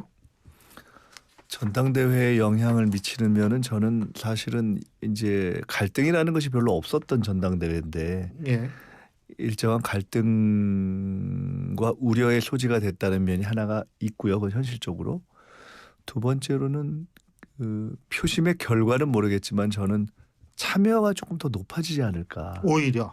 그러니까 당원들이 이거 조금 당을 걱정하는 그런 목소리가 생길 거고 그렇게 되면은 서울 투표가 남아있는 건데 사실은 그거는 조금 좁게 보는 것이고 실제로는 ARS로 전국 투표가 다 가능하게 돼 있기 때문에. 그게 17, 18일이죠. 네. 그러니까 국민 여론조사라는 것이 있고 대의원이 있고. 거의 30%죠 지금. 그렇죠. 국민 30, 대의원 14. 그런데 그 서울이 이제 남아있어서 서울에 온라인이 남아있어서 그게 한 온라인으로 보면 서울의 전체 비율이 한 9% 되는데 전국에서 다 ARS에 의한 소위 인바운드와 아웃바운드가 가능해서 저는 그 전국에서의 당원들의 투표가 좀 더 높아질 거라고 보고요. 그 표심의 방향이 어떻게 될 거냐. 이건 뭐 사실은 진짜 당원들의 판단에 달려 있는 것인데 현재 이제 전체적인 흐름을 보면은 당에 하여간 우려도 좀 생기면서 이게 당의 어떤 미래에 대한 걱정을 모아가는 쪽으로 흐름이 가는 것이 아닌가 이런 생각이 듭니다. 근데 미래에 대한 걱정 뭐 이런 말씀하셨는데 제가 좀 궁금한 게 그 김경수 전 지사가 이제 오늘 밤이죠. 15일 0시에서 이제 완전히 복권이 됩니다. 이 김경수 전 지사 복권이 민주당 내에 있어서의 역학구도의 변화를 가져올 수 있다고 보십니까? 저는 뭐 그다지는 없다고 봅니다. 예. 그건 이제 조금 과거식의 관전법인데 실제로는 우선 이재명 대표 본인이 실제로 김경수 지사 복권을 이렇게 찬성하는 편이고 요청하는 편이었거든요. 그건 자신감이 있다. 뭐 그러니까 자신감 여부를 떠나서 정치가 꼭 계산만 갖고 할 수 없잖아요. 이것이 필요하냐 아니냐 이거에 대해서 찬성해야 되냐 아니냐에 대한 원칙적 판단이 있는 거잖아요. 근데 그에 대해서 이미 원칙적으로 이건 필요하다라는 입장을 가지고 있는 것을 제가 알고 있고 최근에 뭐 이렇게 정부에 요청했냐 아니냐 이런 진실게임 같은 논란이 있었는데 실제로 여야 지난번에 영수회담 당시에 실제로 여권에서 그런 얘기가 있었을 때 이재명 대표가 이거는 필요하다라고 얘기한 걸 저도 그 당시에 들어서 알고 있었거든요 이미. 그렇기 때문에 일단 이재명 대표의 김경수 지사 복권에 대한 찬성 입장이 확고하고 거기에는 당 전체의 분위기 속에 김경수 지사를 포함한 많은 분들이 더 좀 중량감 있는 분들이 정치 활동을 하는 것은 당의 어떤 에너지를 높인다라는 것에 대한 긍정성이 있고 그러나 전체적인 어떤 바닥에서의 흐름을 보면 뭐 저는 개인적인 판단입니다만은 대통령 후보의 어떤 로서의 이재명 대표에 대한 기대나 어떤 지지 이것을 분산시킬 정도는 사실은 저는 아닐 거라고 봅니다. 또 더구나 김경수 지사 본인이 이미 지금 당이 이미 친명, 비명, 반명 이렇게 나누는 것이 별 의미가 없이 됐거든요. 당이. 당의 당원들의 흐름을 보나 의원들을 볼 때. 그런데 김경수 지사 자신이 그런 거를 그렇게 구도로 나눠서 뭔가 정치적인 세를 이렇게 축적하려고 하는 방식에 그렇게 적극적이지 않을 거라고 저는 봅니다. 김경수 지사의 성품 자체가 원만한 분이기도 하고 전체 흐름을 놓고 볼 때 지금 정권 교체로 힘을 모아야 하는 것이기 때문에 예를 들어 본인이 어떤 대통령 후보로서 경선에 뛰는 것이 본인과 당에 도움이 되겠다는 생각으로 할 수도 있죠. 그러나 그것이 흔히 이야기하는 계파 구도를 강화시키는 방식으로 되는 방식의 어떤 코스는 전 별로 선택 안 할 것이다. 그것이 본인의 정치적인 어떤 진로를 위해서도 크게 플러스가 안 된다고 생각을 하는 것이 현실적일 거라고 보거든요. 근데 지금 이재명 대표가 복권이 필요하다라고 말씀하셨는데 왜 필요하다라고 생각했을까요? 아니 필요라는 것보다도 저는 개인적으로는 김경수 지사 같은 경우는 문재인 대통령이 퇴임하실 때 복권 시켰어야 된다고 봅니다. 제 개인적인 판단입니다. 예. 어쨌든 그런데 이제 그렇지 않고 어쨌든 사면은 된 상태였기 때문에 어차피 복권이 돼야 될 일인데 시기의 문제라면은 반대할 이유가 없죠. 그리고 그 김경수 지사의 그가 이 실형을 받았던 것에 대한 판단은 논란이 있지만은 그럼에도 불구하고 그 어떤 정치적인 잠재력 이런 것들에 대한 기대가 상당히 존재하는 것이 현실이잖아요. 그러면 민주당이 어떤 전략적인 지역으로서의 특히나 영남 또 부울경 지역에 있어서 굉장히 그 지역에 있어서 플러스가 될 수 있는 자산과 잠재력을 가지고 있고 그렇다면은 저희가 어떤 형태가 되든지 김경수 전 지사가 전체의 어떤 우리의 잠재력 이런 걸 높이는 데 있어서 플러스가 될 수 있다고 보는 것이 자연스럽죠. 그 플러스는 되는데 그 새로운 미래의 전병헌 대표 같은 분들은 김경수 전 지사가 오히려 민주당 바깥에서 비명들의 어떤 그러니까 바깥에서 야당들을 이렇게 좀 이 통합할 수 있는 그러니까 안에서 통합을 한다는 게 아니고 바깥에서 그건 어떻게 보세요? 그거는 이제 그 민주당을 이탈해서 나간 분들의 뭐 기대 내지는 희망사항 이런 거겠죠. 그게 뭐 큰 의미가 있다고 보지는 않습니다. 뭐 조국 격친당하고 손을 잡는다든지 이럴 가능성은 크지 않다. 아유, 그럴 가능성이 그게 너무 정치적 상상력이라는 것은 자유지만은 어느 정도 현실성이 있어야 되지 않습니까? 그러면은 장경태 의원이 아마 그런 말씀을 하신 것 같은데, 저도 기사 지명직 봤습니다. 최고위원 뭐 이런 가능성 어떻게 보세요? 그거는 이제 우리 장경태 최고위원 이제 지금은 시당위원장 출마를 하시면서 최고위원을 이제 그만두셨는데요.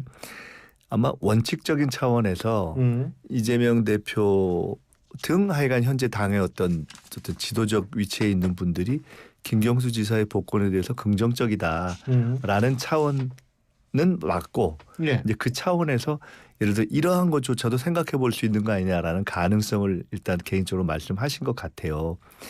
근데 문제는 김경수 지사가 제가 알기로는 연말까지 공부하겠다, 그냥 마무리하겠다 이렇게 되어 있기 때문에 지금 그 그러니까 지명직 최고위원까지도 당에서 고려할 수 있을 것이다. 이재명 대표가 그런 생각까지도 하실 수 있을 것이라고 본다 하는 것은 이재명 대표가 원칙적으로 그런 긍정적 열려 있다라는 얘기를 한 것은 맞고, 다만 구체적인 자리로서의 지명직 최고위원 이런 것은 어쨌든 대표의 인사 고유한 권한이기도 하거니와 그걸 떠나서 김경수 지사 자신이 정치적 스케줄이 안 맞을 것 같아서 저 개인적인 느낌으로는 그것이 실현되기 좀 어렵지 않겠는가. 그거를 지명직 최고위를 하려고 당장 복권되자마자 귀국하고 등등 해야 되는데 김경수 지사가 이제 본인이 이렇게 말씀한 걸 쉽게 막 확 바꾸는 스타일로 과연 이 복권 직후의 행보를 하겠는가.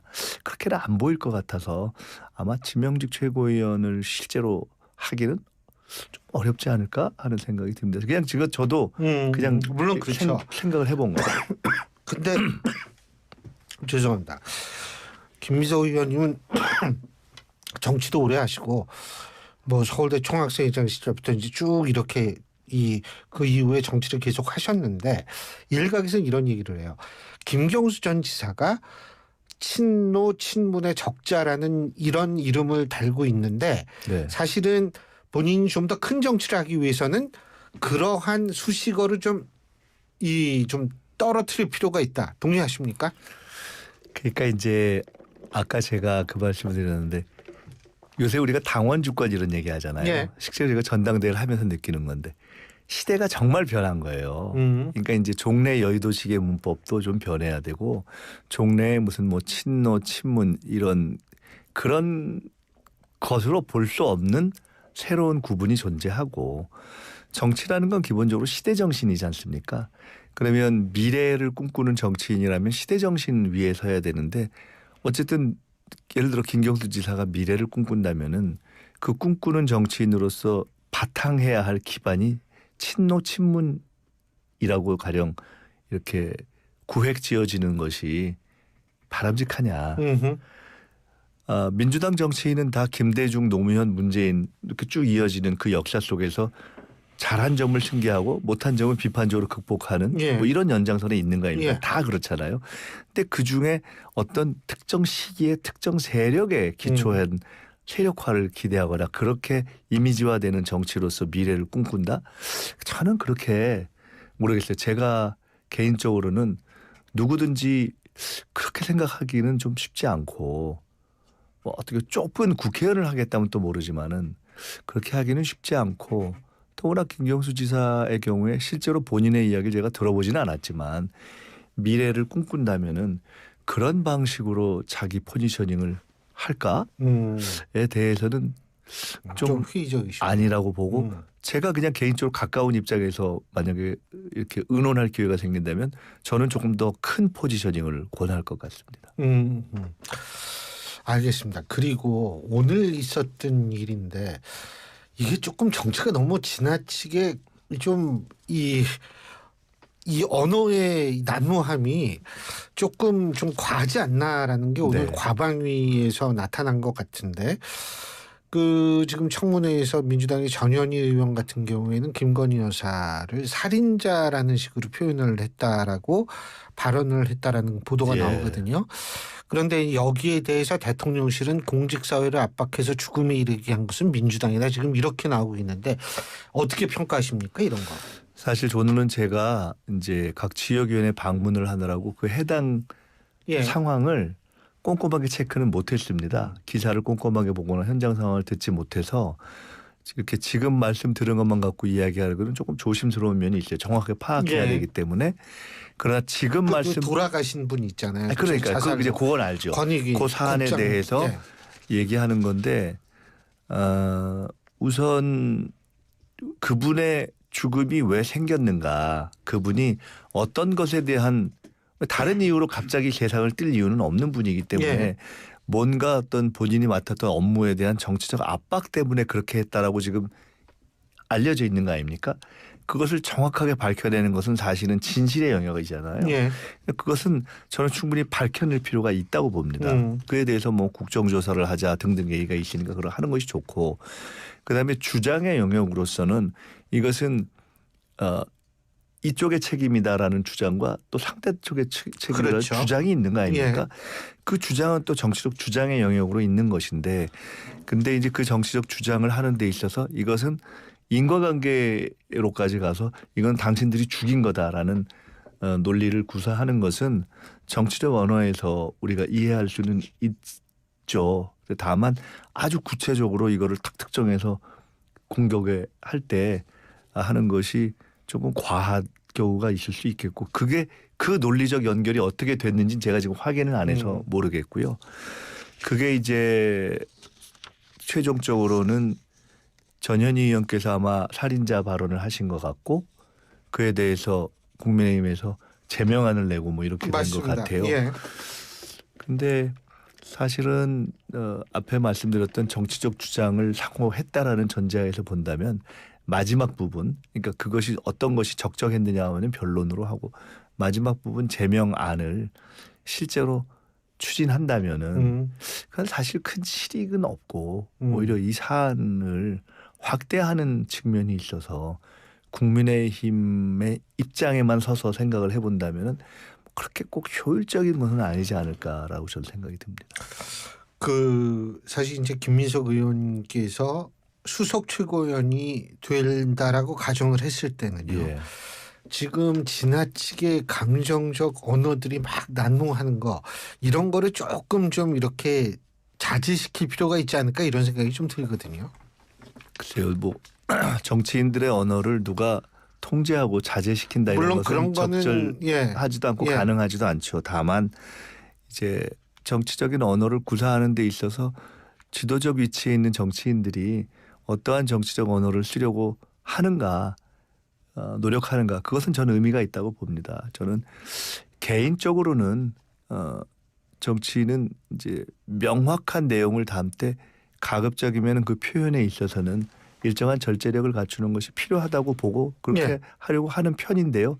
저도 잘하고 있는지는 모르겠어요. 잘하고 계세요. 근데 이제 사실 지금 이런 현상이 팬덤하고도 또 관련이 있다라는 분석이 있거든요. 이 자꾸 이렇게 그 발언의 수위가 높아지는 거예요. 근데 사실 뭐 예를 들면은 지금 정봉주 후보의 발언에 대해서 또 이재명 대표에 대한 강성 지지층들이 이제 또 반발하고 있고 그러니까 이게 결국 이 좀 팬덤 정치라는 게 너무 과열됐다라고 생각 안 하세요? 근데 이제 조금 여러 가지 이슈를 동시에 말씀 주셨는데 사실은 이제 저도 굉장히 독한 표현을 쓸 때가 있습니다. 근데 그때는 그 표현 아니면 달리 표현할 길이 없다고 생각돼서 이것이 조금 강하다고 생각될 때는 또 그렇게 하죠. 정치는 과거에는 총싸움, 칼싸움, 뭐 돈싸움 이런 거에서 결국 근본적으로 말싸움 아닙니까? 정책을 말로 담아서 하는 것이기 때문에 정확한 말을 구사하는 것이 필요하다고 보고요. 지금 팬덤의 문제는 팬덤이라는 것이 갖는 장점도 있고 단점도 있죠. 그런데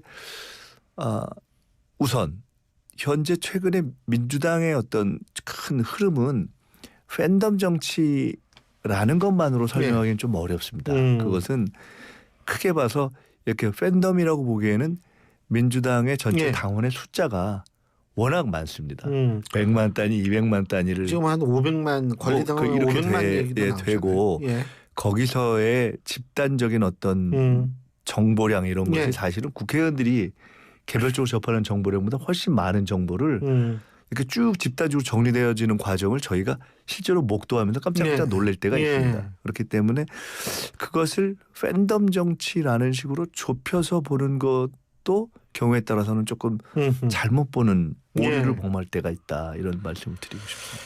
알겠습니다. 오늘 이렇게 되게 바쁘실 텐데 또 직접 나와주시고 말이에요. 아닙니다. 오늘 좋은 말씀 잘 들었습니다. 말씀 잘 들었습니다. 끝까지 화이팅 해주시고요. 오늘 말씀 여기까지 드려 고맙습니다. 감사합니다. 지금까지 더불어민주당 최고위원 후보시죠. 김민석 의원이었습니다. 그때도 지금도 내일도 Still love 대한민국.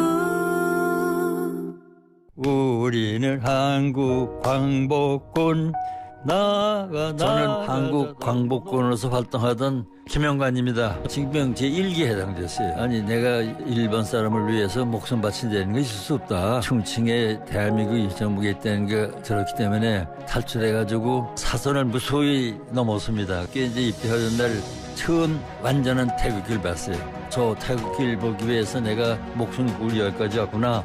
귀국한 거는 1946년 3월에 귀국을 했어요. 배에서 내려가지고 너무 좋아서 부대에다 입마침했습니다. 우리 국민들한테 얘기하고 싶은 것은 뭐니 통한의 역사에서 교훈을 얻어서 다시는 되풀이되지 않게끔 해야 한다. 그겁니다. 이 캠페인은 국가보훈부와 함께합니다. 골프용품 살 땐 딜팡! 딜팡 골프용품은 딜팡 할인 터져 팡팡 딜팡 골프용품은 딜팡 신규 가입 후 첫 구매 시 인기 골프용품이 단돈 100원부터 지금 검색하세요. 딜팡 코인딘. 안녕하세요. 배우 주연영, 가수 추입니다. 와, 진짜 많네요. 이렇게 많을 줄은 상상도 못했어요. 요즘 센스 있는 사람 정말 많지 않아요? 여름철 실내 온도는 26도로 시원한 옷으로 더 쾌적하게. 안 쓰는 플러그 정리는 재빠르게. 문 닫고 냉방하는 세심함. 아, 멋져. 이런 센스들이 모여 만드는 에너지 센스. 언제 어디서나 저 주연영 그리고 저 추와 함께해요. 이 캠페인은 산업통상자원부와 대한민국 에너지 공공기관이 함께합니다.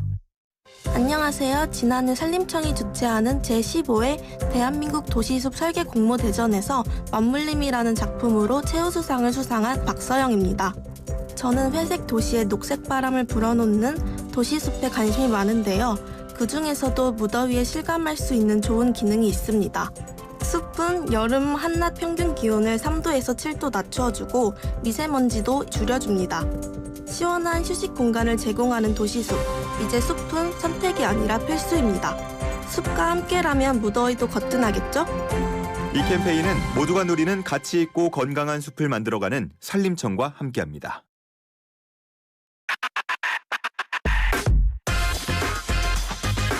YTN 라디오 신율의 뉴스 정면 승부.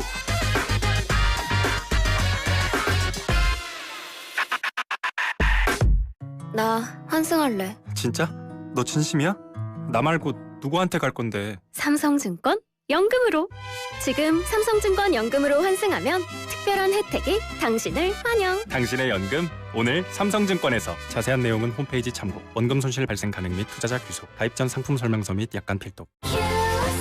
건강한 나의 내일 행복한 나의 내일 빛나는 나의 내일 건강한 매일 건강한 내일을 여는 글로벌 헬스케어 기업 휴원스.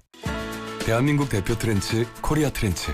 식품, 주방, 욕실, 조경, 토목, 건축 트렌치. 전 세계 유명 트렌치를 한눈에. 설계에서 시공까지 기술력으로 인정받는 대한민국 트렌치 코리아 트렌치. 코리아 트렌치. 코리아 트렌치.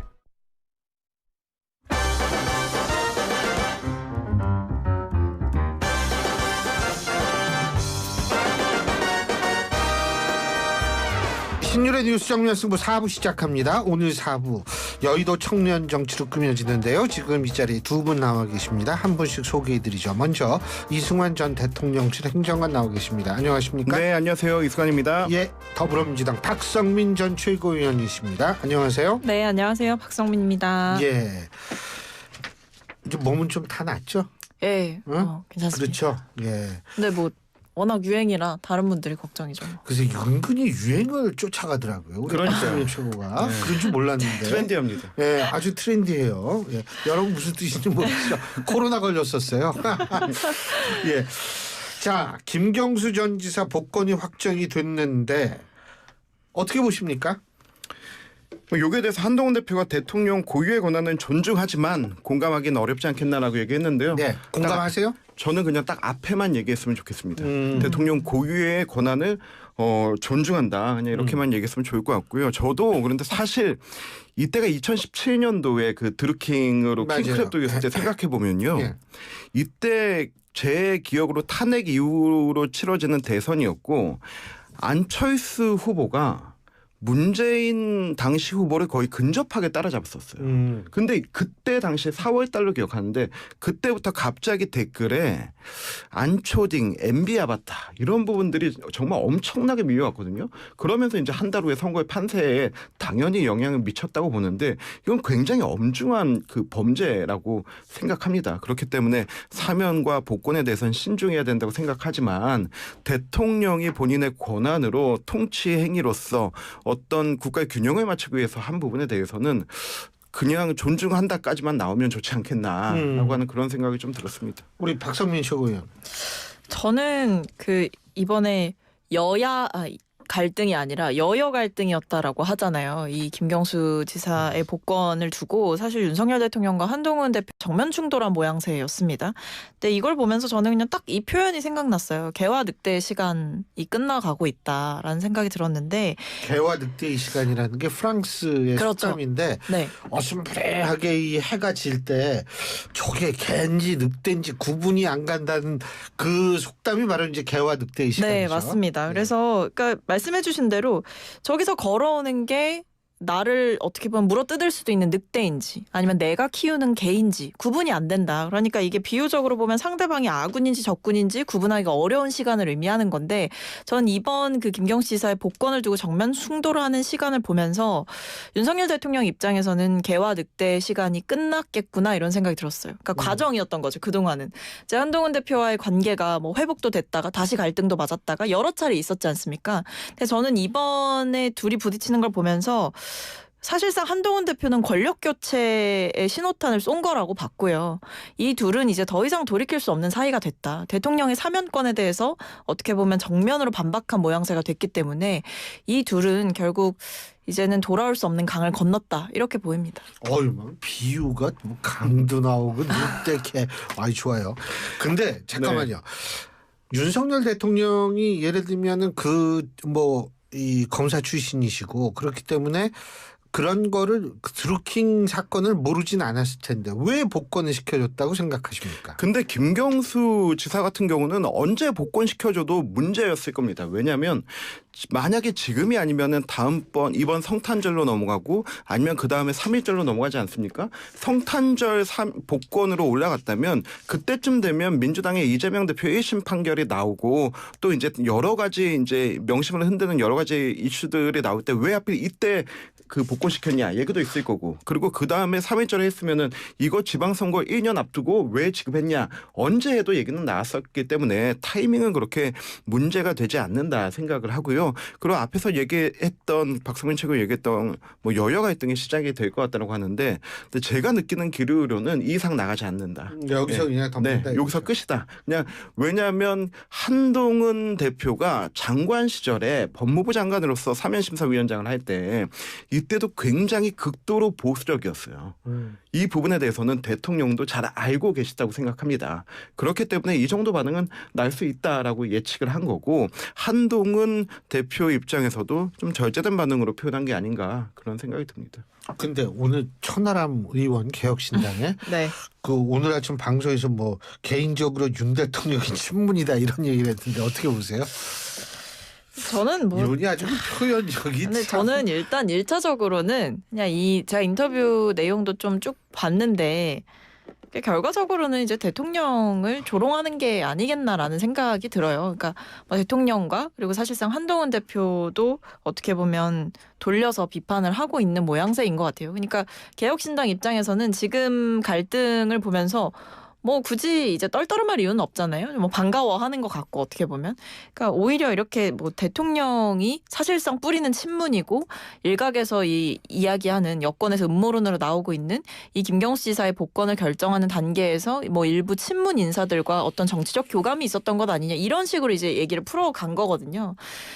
근데 사실 뭐 그렇게 보기는 어렵죠. 왜냐하면 민주당인 제 입장에서 봤을 때는 그냥 이번 사면은 한마디로 표현하면 국정농단 세력들을 풀어주기 위한 김경수 지사 끼어팔기였어요. 그 이상도 그 이하도 아니에요. 그 같이 풀려난 사람들 보면 뭐 과거에 본인이 수사했고 그러니까 대통령 본인이 수사했고 유죄 판결까지 끌어냈던 국정농단의 주범들을 사실상 이번에 다 사면시켜줬거든요. 그 비판을 피하고자 김경수라는 정치적인 방패막이를 내세웠을 뿐이지 뭐 어떤 김경수 지사에 대한 절절한 마음이라던가 아니면 어떤 아주 정치적인 어떤 우호적인 감정 때문에 그렇게 결정했을 거라고는 생각되지 않거든요. 근데 이거를 개혁신당 의원이 이야기를 한다라는 것은 그냥 제가 봤을 때는 그 여권 전체를 좀 비판하기 위한 직설적이고 굉장히 좀 수위 높은 표현을 일부러 사용했다. 사실상 대통령을 조롱한 것이다. 이렇게 보입니다. 동의하세요? 개혁신당의 앞으로 정당으로서의 어떤 지지율 상승과 정당으로서의 가치, 정치적 생명력 연장은 어차피 민주당과 같이 할 수 없습니다. 그러니까 우리 여야 갈등 안에서 한동훈 대표와 그리고 정부와 대통령과의 갈등 속에서 본인들의 존재감을 드러내는 것이 이제 본인들의 어떤 도입하고라고 생각하기 때문에 그렇게 뭐 정치적으로 자당을 해서 그렇게 표현했다라고 보고요.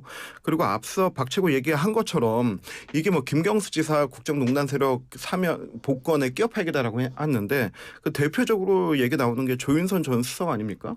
근데 그 누구도 조윤선 수석이 다시 정치를 할 거라고 생각하지 않고 본인도 원하지 않는 것 같아요. 그런데 김경수 전 지사 같은 경우는 그 누구라도 전부 다 다시 정치를 할 거라고 생각을 합니다. 그런 등가의 원칙으로 한 게 아니고요. 그냥 이런 부분에 대해서는 그 뭐 야당 일각에서의 뭐 요청도 있었고 그리고 지난번에 사면됐으니까 이번에 지난번에 사면됐다가 같이 복권되지 않은 케이스로 또 원유철 전 대표도 있고요. 그런 부분에 맞춘 게 아닐까 하는 이번에 생각이 듭니다. 복권됐죠. 네네 그렇습니다. 근데 어떻게 그러면 좀 민주당 내에서 김경수 전 지사 나오면 와 이거 이제 좀 어떻게 권력의 분화가 이루어지는 거 아니야? 그렇게 보세요? 솔직히 말씀드리면, 그러니까 이재명 대표, 그러니까 뭐 전 대표시죠 아직까지는 이제 곧 다시 대표가 되시겠지만 이재명 전 대표의 그 중심 체제, 이재명 전 대표 중심 체제는 상수예요. 전 당분간 이 권력 구도가 어떻게 좀 개편이 되거나 얼른 어떤 권력 구조 간의 지각 변동이 일어날 일은 당분간 없다. 왜냐하면 지금 우리가 전당대회 국면을 지켜보고 있지만 당원들의 이런 압도적인 지지를 이끌고 있고 심지어 직전 선거에서 이겼고 그 선거를 이기도로 이끌었던 사람에 대해서 어떤 지각 변동을 일으킬 만한 외부적인 요인도 없고 내부적인 요인도 없는 상황인 거란 말이죠. 그래서 지금 상황에서 뭐 김경수 지사가 설령 복권이 되셨다라고 하더라도 이재명 전 대표의 중심 체제를 바꿀 만한 어떤 계기는 지금으로서는 없다. 라고 말씀을 드릴 수 있을 것 같고 근데 다만 이런 거죠. 이게 이재명 대표 중심 체제는 상수라고 말씀드렸잖아요. 근데 김경수 전 지사는 변수예요. 변수인데 근데 그 변수가 어떤 그 권력 구조의 개편을 가져올 거라는 확실성을 가진 변수는 아니라 그 가능성, 잠재성을 가지고 있는 변수이기 때문에 그 가능성을 따져보는 과정인데 지금으로서는 이 상수의 구심력이라든지 이런 부분들이 너무 세기 때문에 지금으로서는 어떤 특별한 변화가 당분간은 적어도 연말까지는 없지 않을까 싶습니다. 상수, 변수. 갑자기 그 드라마 돌풍이 생각나요. 아 그러네요. 정치는 산수가 아니라 수학이고 때로는 미지수도 있다. 아 이거 아주 굉장한 그 훌륭한 대사인데 그런데 말이에요. 지금 당 바깥에서 민주당 바깥에서는 김경수 전 지사의 등장을 굉장히 반기고 있더라고요. 그러니까 새로운 미래나 뭐 이런 쪽에는요. 어떻게 보세요? 그 당 바깥을 통해서 또 이게 뭐 어떻게 될까요? 김경수의 리더십과 이재명의 리더십은 모든 분들이 알다시피 완전 다르지 않나요? 이재명의 리더십은 나를 따르라 아니면 죽음이다 하는 리더십인데 김경수의 리더십은 노무현부터 시작해서 문재인으로 이어지는 어떤 서번트 리더십이자 등장 효과가 중요한 사람이 아니라 결집 효과가 중요한 사람이잖아요.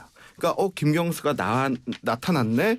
우리 노무현과 함께했던 사람들, 문재인과 함께했던 사람들, 이 사람들이 모일 수 있는 어떤 결집의 계기가 되네라고 하는 건데 저는 이 부분에 대해서 뭐 이재명 대표도 뭐 환영하고 민주당 의원들 환영하고 있지만 진짜 친문이라 불리던 그 현역 의원들 이 보이지 않는 반응, 내심 이걸 좀 더 관심을 가져야 된다. 이게 여태까지는 이재명 대표 1극 체제에서 대안제가 없는 상황에서 그냥 입국다 하고 있을 수밖에 없던 상황인데 지금은 그래도 뭔가의 결집력을 발휘할 수 있는 인물이 생겼다는 것은 굉장히 큰 변동의 시작은 될 것 같습니다. 그리고 제가 요거 잠깐만 좀 여쭤봐야 될 것 같아요.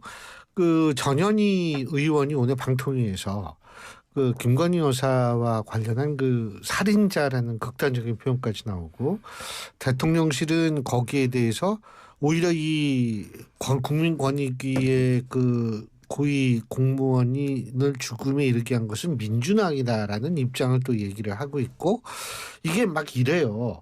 이게 근데 조금 너무 단어가 너무 극단적으로 나가는 거 아닌가 이런 생각이 드는데 어떻게 보세요?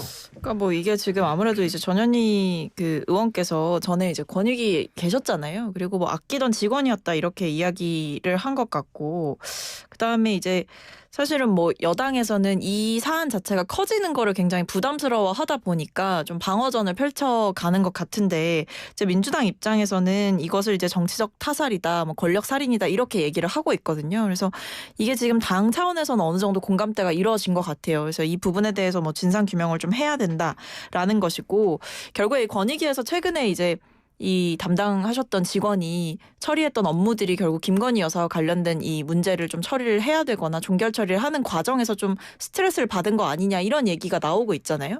그러다 보니까 이 김 여사의 사건을 어떻게 보면 좀 마무리하는 데 있어서 어떤 뭐 압력이 있었던 것이 아니냐 내부적으로. 그래서 이 직원의 심적 부담이 상당했을 것이다. 그렇다고 한다면 어느 정도 원인 제공이 정치적으로 된 측면이 있다. 이렇게 보고 있는 거죠. 예. 민주당의 몰아가기가 정말 극도로 가고 있는 것 같습니다.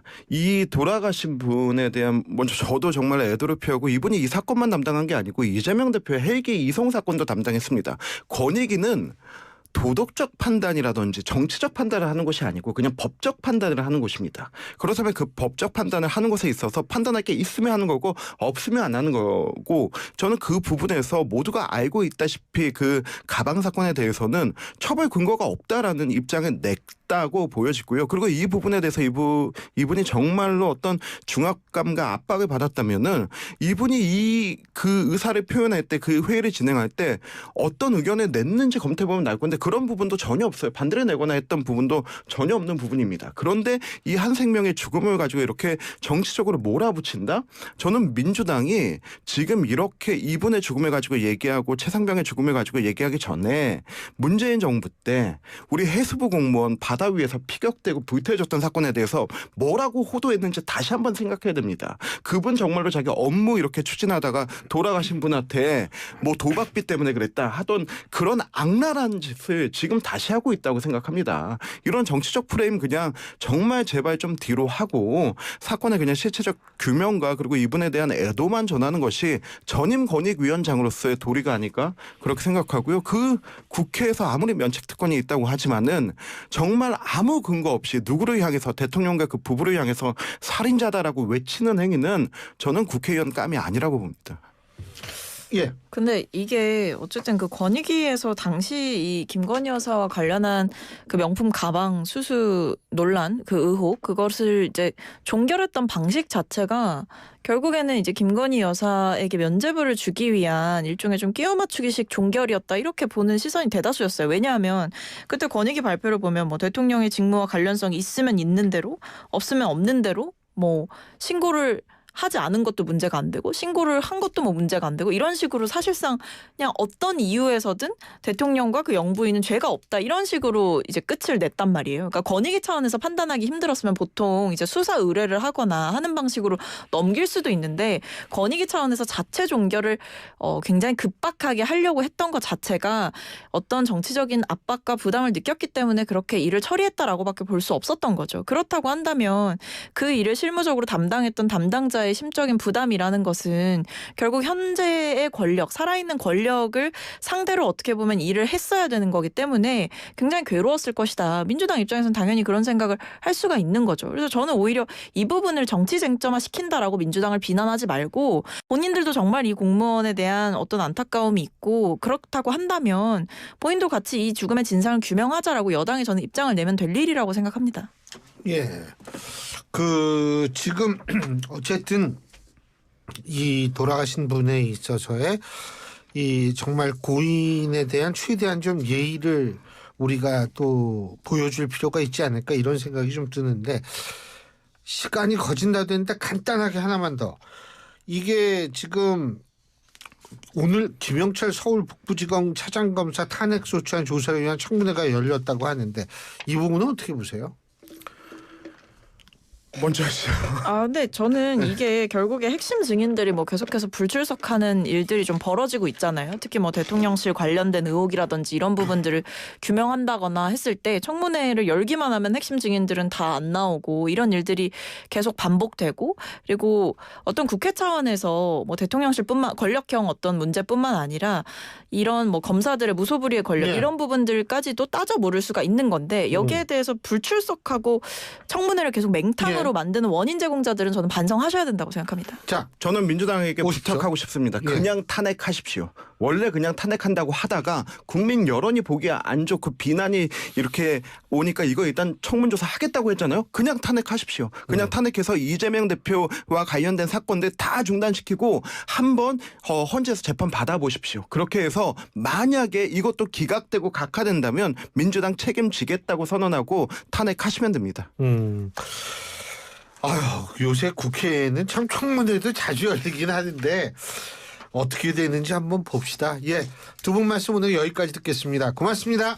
감사합니다. 감사합니다. 예, 지금까지 이승환 전 대통령실 행정관 그리고 더불어민주당 박성민 전 최고위원 두 분과 함께했습니다. 오늘을 기록하는 소리, 내일을 준비하는 소리, 그리고 인생을 돌아보는 소리. 모두의 성장을 고민하는 브랜드 오럼, 오래도록 가치 있는 평생 소장품을 만듭니다. 당신의 이야기가 완성되는 곳.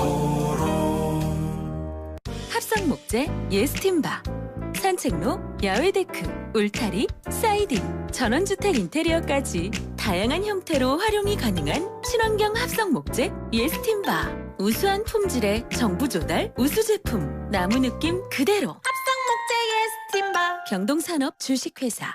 오늘은 또 뭘 먹을까? 점심 전쟁 메뉴 전쟁 출출하니 킹콩킹콩 입맛 도는 킹콩킹콩 보는 순간 구진해서 배부르네 킹콩킹콩 매일매일 같은 메뉴 바꿔보자 회식 장소 신상가는 무한리필 킹콩 킹콩하면 부대찌개, 부대찌개하면 킹콩. 킹콩 부대찌개. 압도적 보수인하, 총보수 연 0.0099%, 코덱스 미국 S&P 500TR. 이것은 코덱스의 도전이자 미국 ETF 투자의 새로운 기회. 삼성자산운용 코덱스. 합성 총보수 연 0.0798% 및 거래 수수료 발생 가능. 자산 가격 변동에 따른 원금 손실 시 투자자 귀속. 투자 설명서 필도.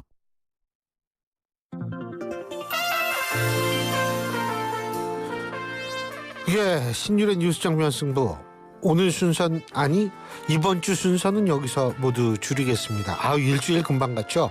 여러분 이번 주일 어떻게 보내셨습니까?